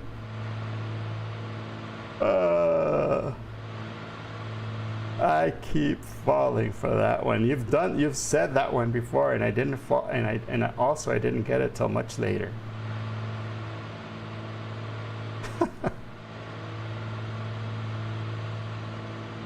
So yeah, that's my naked Parisian story. You think you want to see naked Parisians until you realize you don't want to see naked Parisians.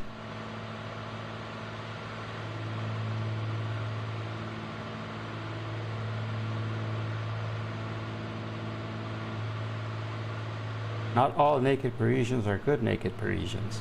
That's probably a better rule.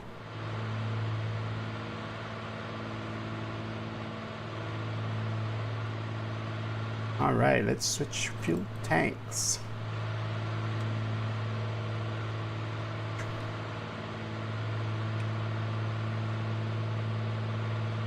There we go.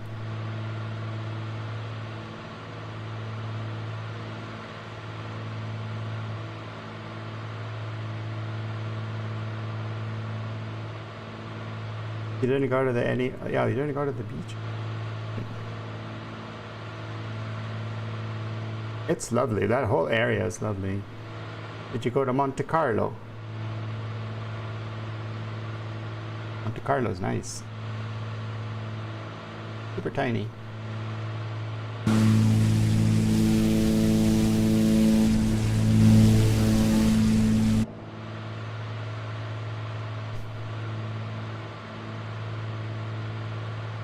Playing bocce ball in a park.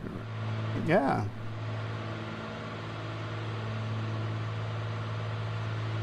Nice is nice. Yep. Really nice. Really nice.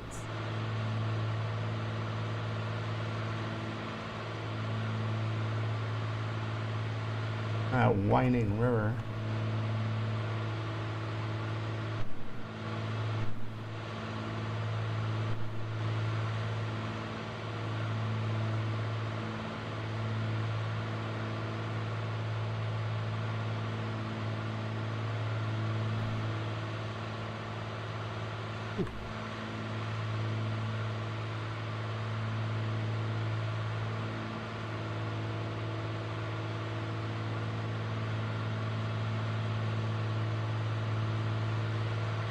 57 miles to go. I'm gonna start getting ahead of myself here and see the weather information. But no weather information for Maldonado, Puerto Maldonado. How do you know it's MVFR then if you don't, what?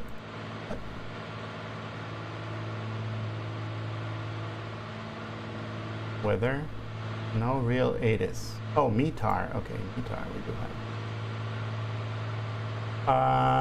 2985, 2985 here already.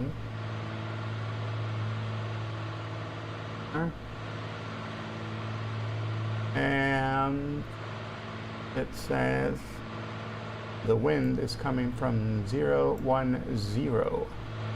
at 5 knots. So 5 knots is probably a good idea to land against the wind, and the runways are 1 and 19, so we'll be landing on runway 1. All right, guys, runway 1.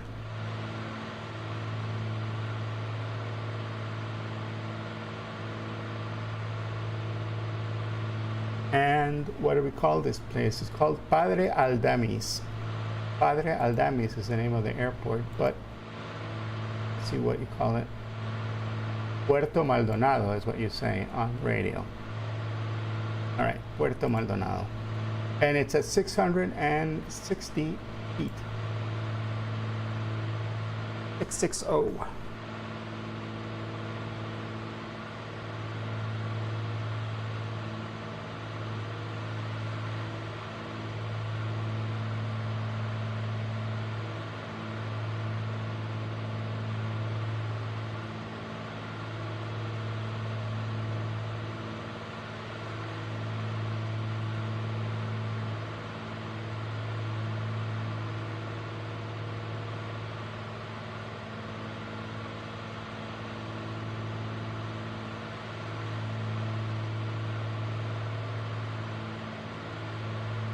If you guys have a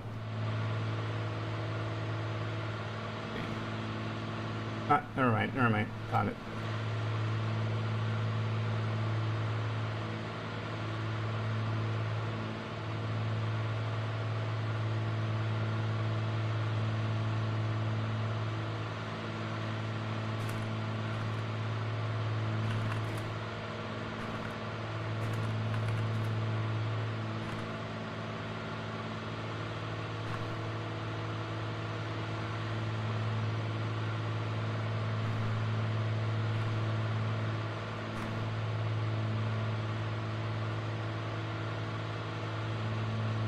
Nice is nice. Nice Nice.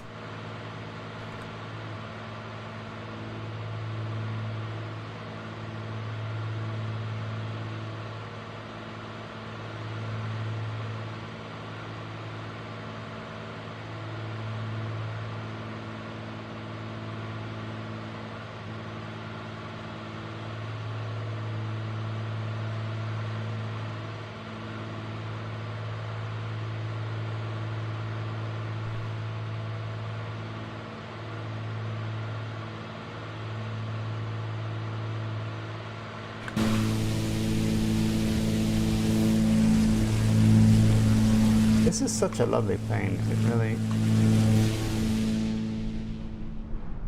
Oh.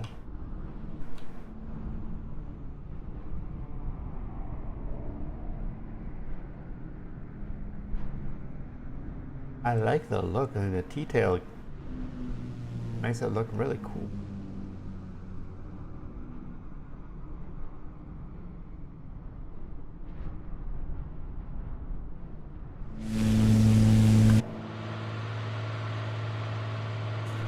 All right, Firulais, nice to see you, buddy. Take care. Thank you for stopping by. Wind 10 knots at 5. That's right. Oh, runway 1 is the runway, Elmir.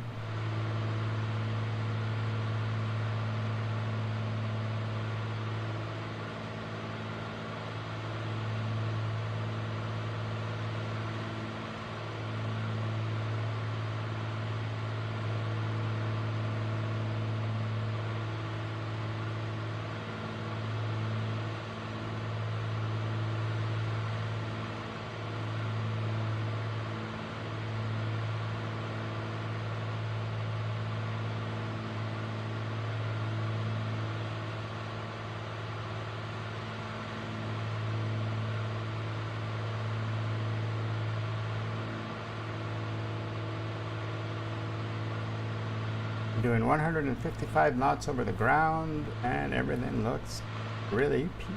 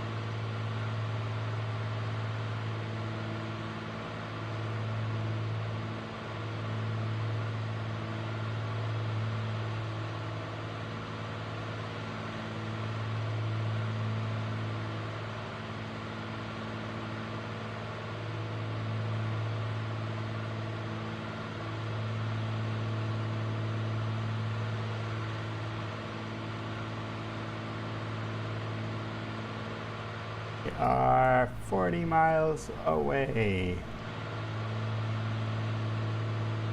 And yeah, I can see why it would be marginal VFR. There's looks like a lot of cloud cover. We're gonna keep going straight at this altitude, but maybe we'll go down in this hole here. Stay underneath the clouds.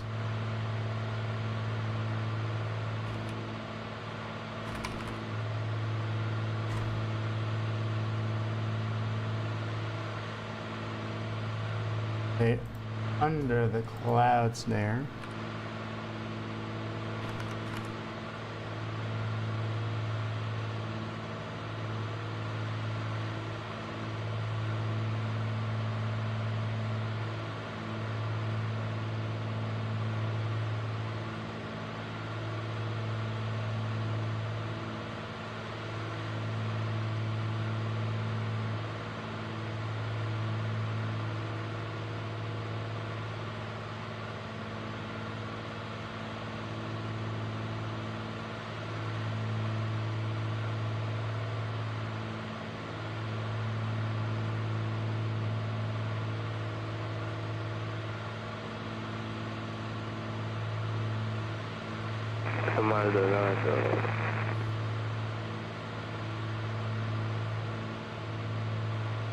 Oh, you're gonna use the ILS? Nice. ILS for runway 3. Actually, we could put that in here too. I got one of those thingers. You can use the ILS runway 30. Well, what? Runway 01. The approaches are available for runway 1. Not bad. We'll do it from the final.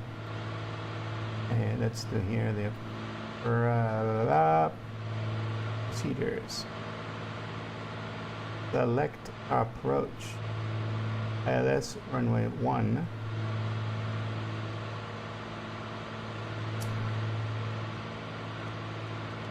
Go ahead and do vectors, and we'll activate.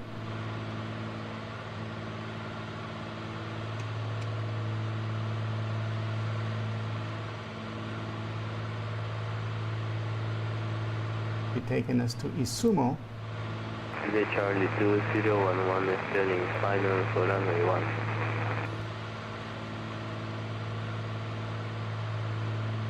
Isumo. Go to Isumo. Is it really cloudy?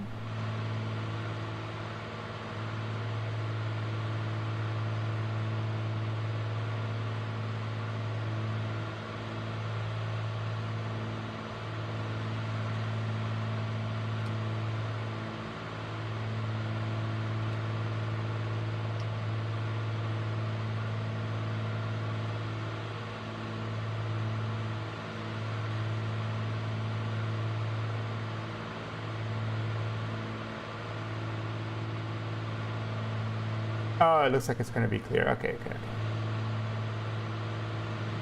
I have it set up, but as you said, it's probably a good idea to have it already set up and ready.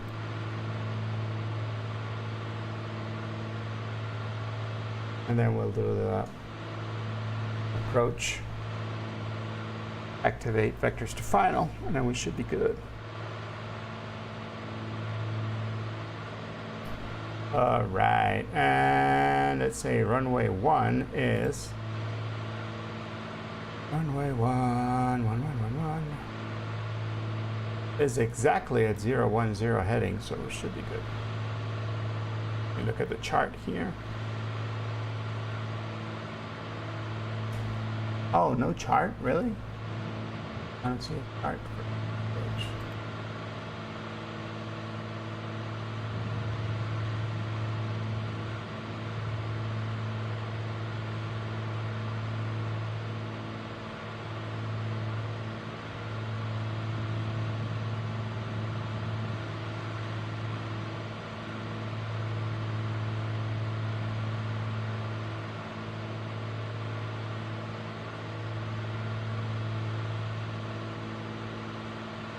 Okay, I'm going to start descending now also.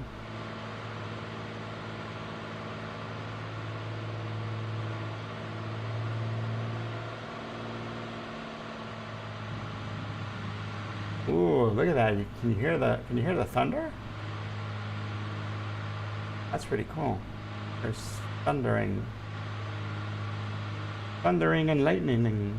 For command, another aperture Charlie 2011 is back tracking.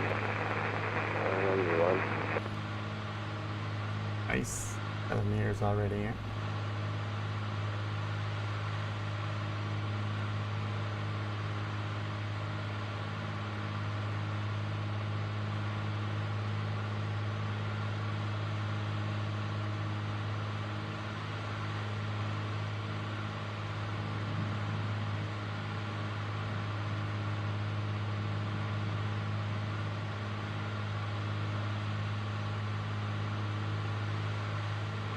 Yeah, there's a bunch of clouds, but they look like they might be lower than, they might be higher than our approach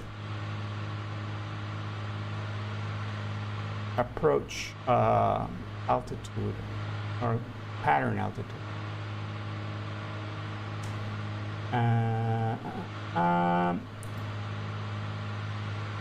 60, right? Would be good. At 1,600.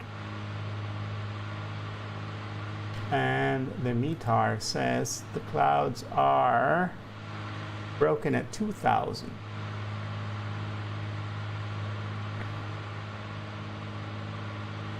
Maybe at 1,500. We should be good. Fernando, Aperture Charlie 2011 is clear up runway. Which women are glowing? Wait, what did I miss? I missed something important. Glowing women cannot be, should not be ignored.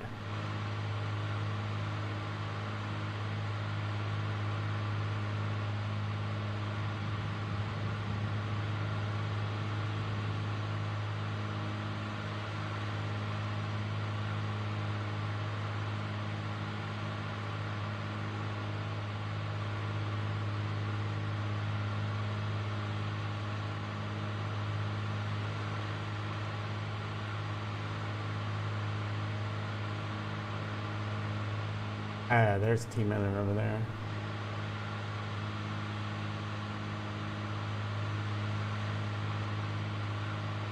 Ah. Yeah, can you hear the thunder? You better run. You better take cover.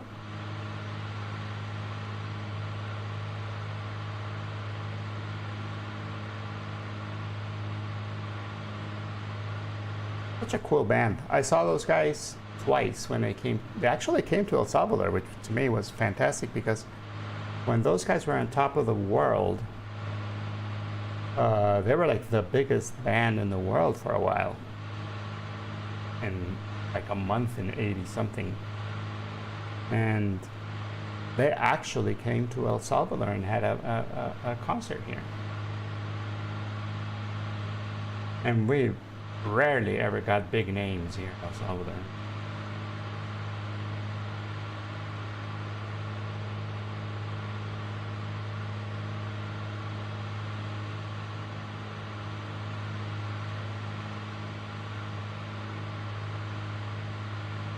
They say his show now is really cool. It's just him and a guitar, right? Just, like he just stands there with an acoustic guitar and he tells stories and then he sings, and his new songs are pretty cool. I listened to a couple of his just him with the guitar. They hit you right here sometimes, right in the heart. It's like, oh man, hit you right in the feels.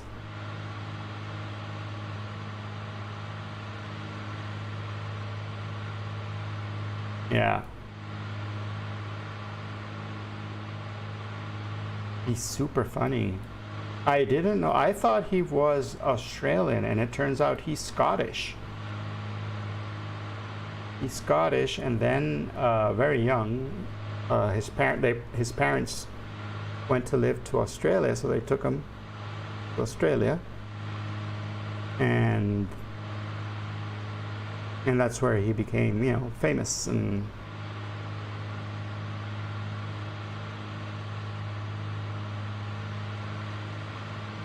but the voice on that guy, the voice is awesome. I very much still enjoy his voice a lot.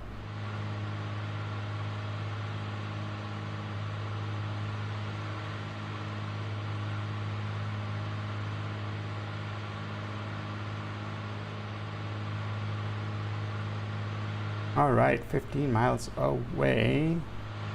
15 miles away from the point, but we're probably about 10 miles. Padre Aldamis. Oh, Maldonado, Puerto Maldonado traffic, November 7 to Mike Echo type arrow, about 10 miles to the west, heading down to approach. Do an ILS runway 1 approach. Padre Puerto Maldonado. It's such a complicated name. Puerto Maldonado, that's what we gotta say. Puerto Maldonado.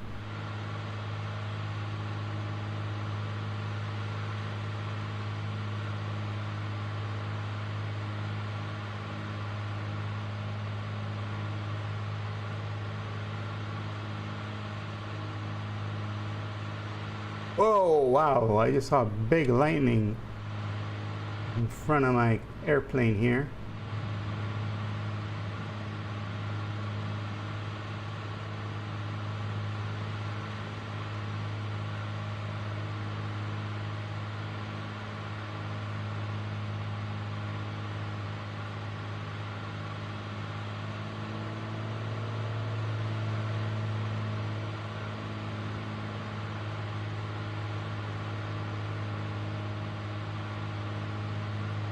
I'm gonna chill at 4,000 feet here for a while,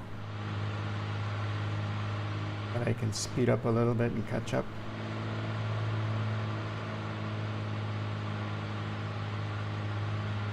Okay.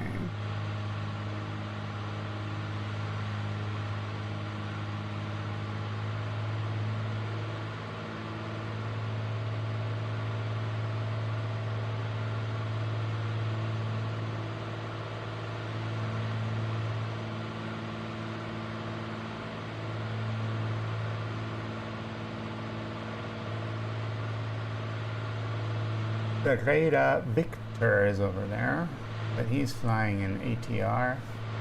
He's at 21,000 feet, so he's definitely not going to be a factor.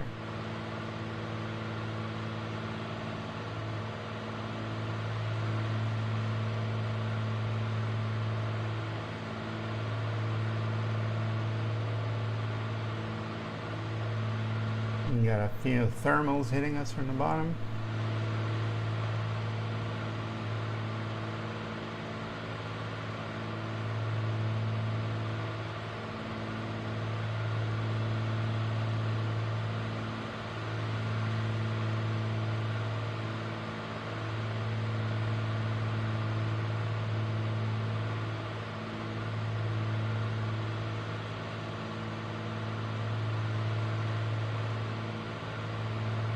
right, we are doing good. We're doing good.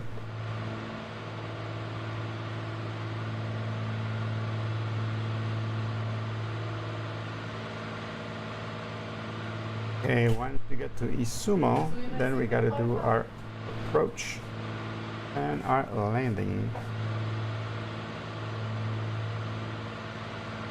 Oh, están viendo en el stream. Okay.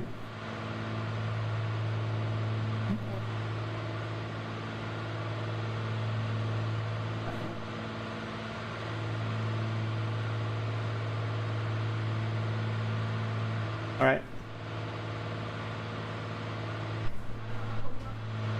I know.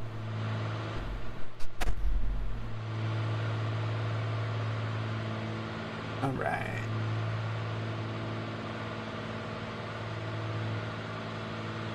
Whoa, another lightning. Very, very frightening. Just dropped 5,000 feet.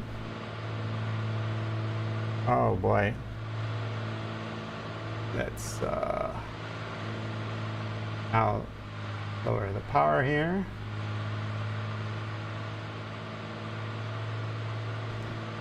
Richer.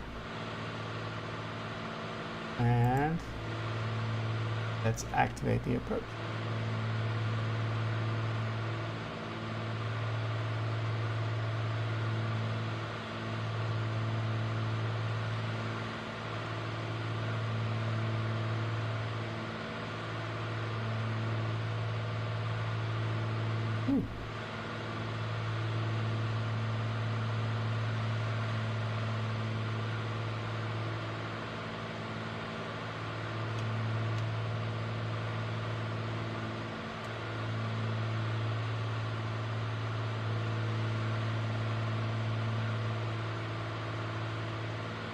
I'm going to do it by hand.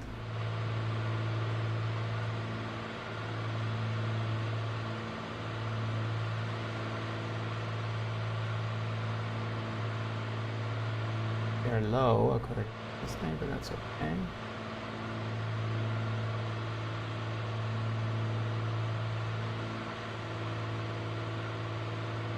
Oh, look, there's a runway. Very nice.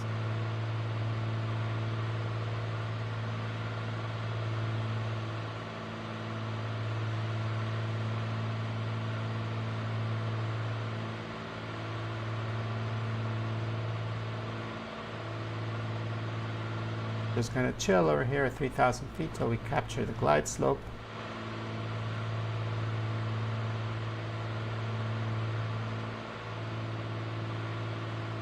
And we're good on the tank, so we're just gonna put this here. We'll put our landing light on. Puerto Maldonado traffic, November 7 to Mike Echo is on final for runway 1. Puerto Maldonado. Why is it so hard to say?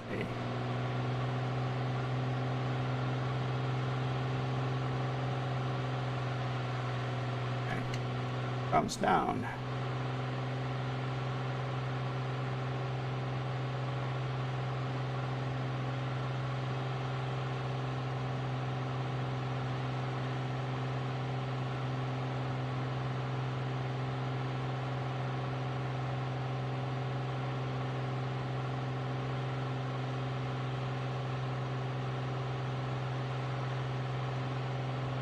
Whoa, another lightning there hitting the runway, it looks like.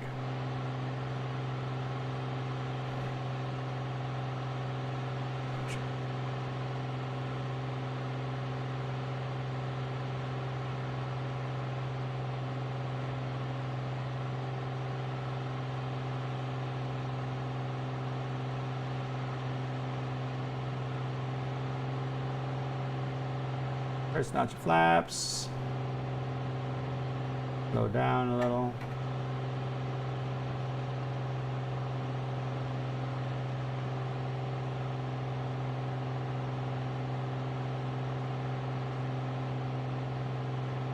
Are there even PAPI lights? Oh my gosh, how luxurious. We're landing with an ILS and PAPI lights and everything.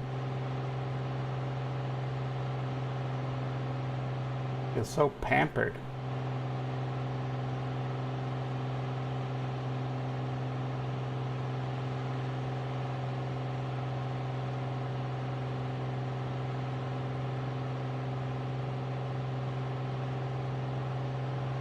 Whoa, that one. Well, at least this has been pretty exciting, this ending. With all of these lightnings. Nigel.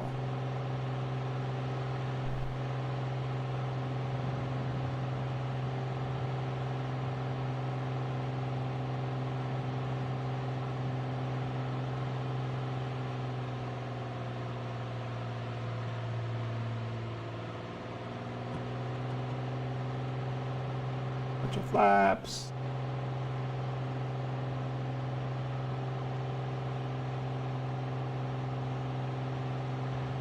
Get to the glide slope, which was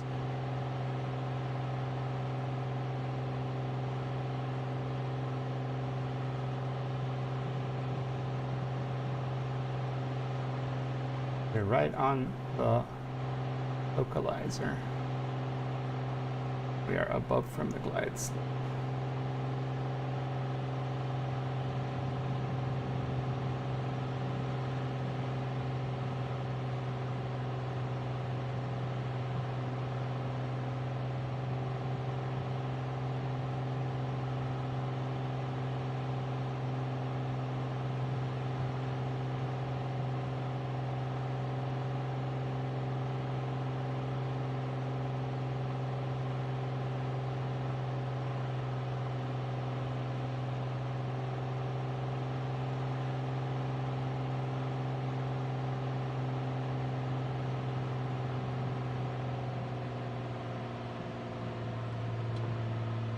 That's not your flaps.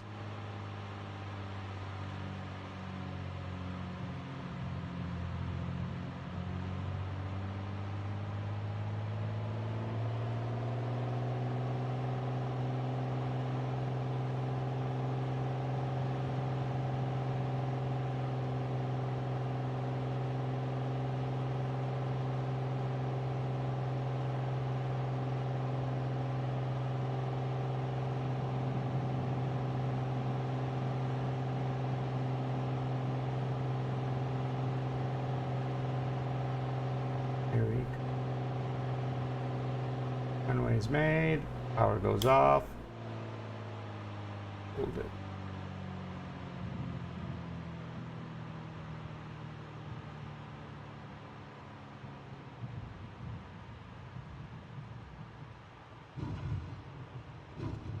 $85, not bad. Kind of floated all over the place. Very big one.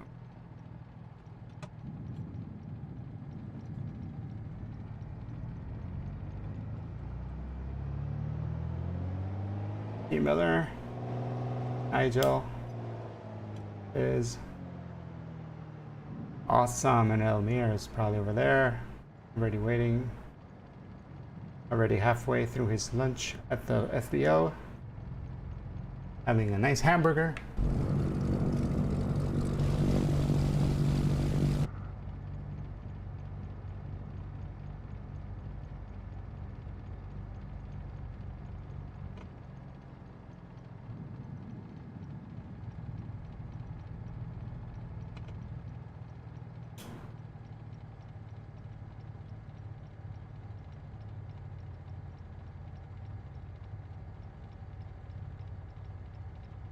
That was lovely.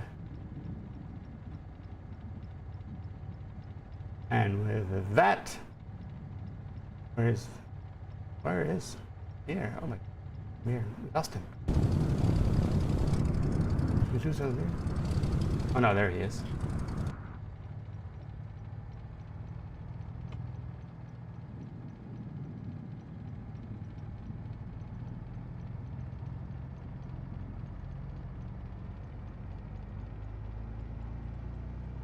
And with that, ladies and gentlemen, we are coming to the end of today's stream. I want to thank everybody Thank you so much to Nigel, to Elmir, to Team Miller, and to Flight Level Riz for flying along with us. It was awesome having you guys fly along. And I want to thank Peter Mooney for hanging out, and Dixter for modding, as well as Feeder Lice for coming in. That everybody's here. That is awesome. Thank you, thank you, thank you, Nige. Thank you, everybody. You guys are awesome. Ooh, Nigel changed to a twin airplane. Twin engine airplane at the end.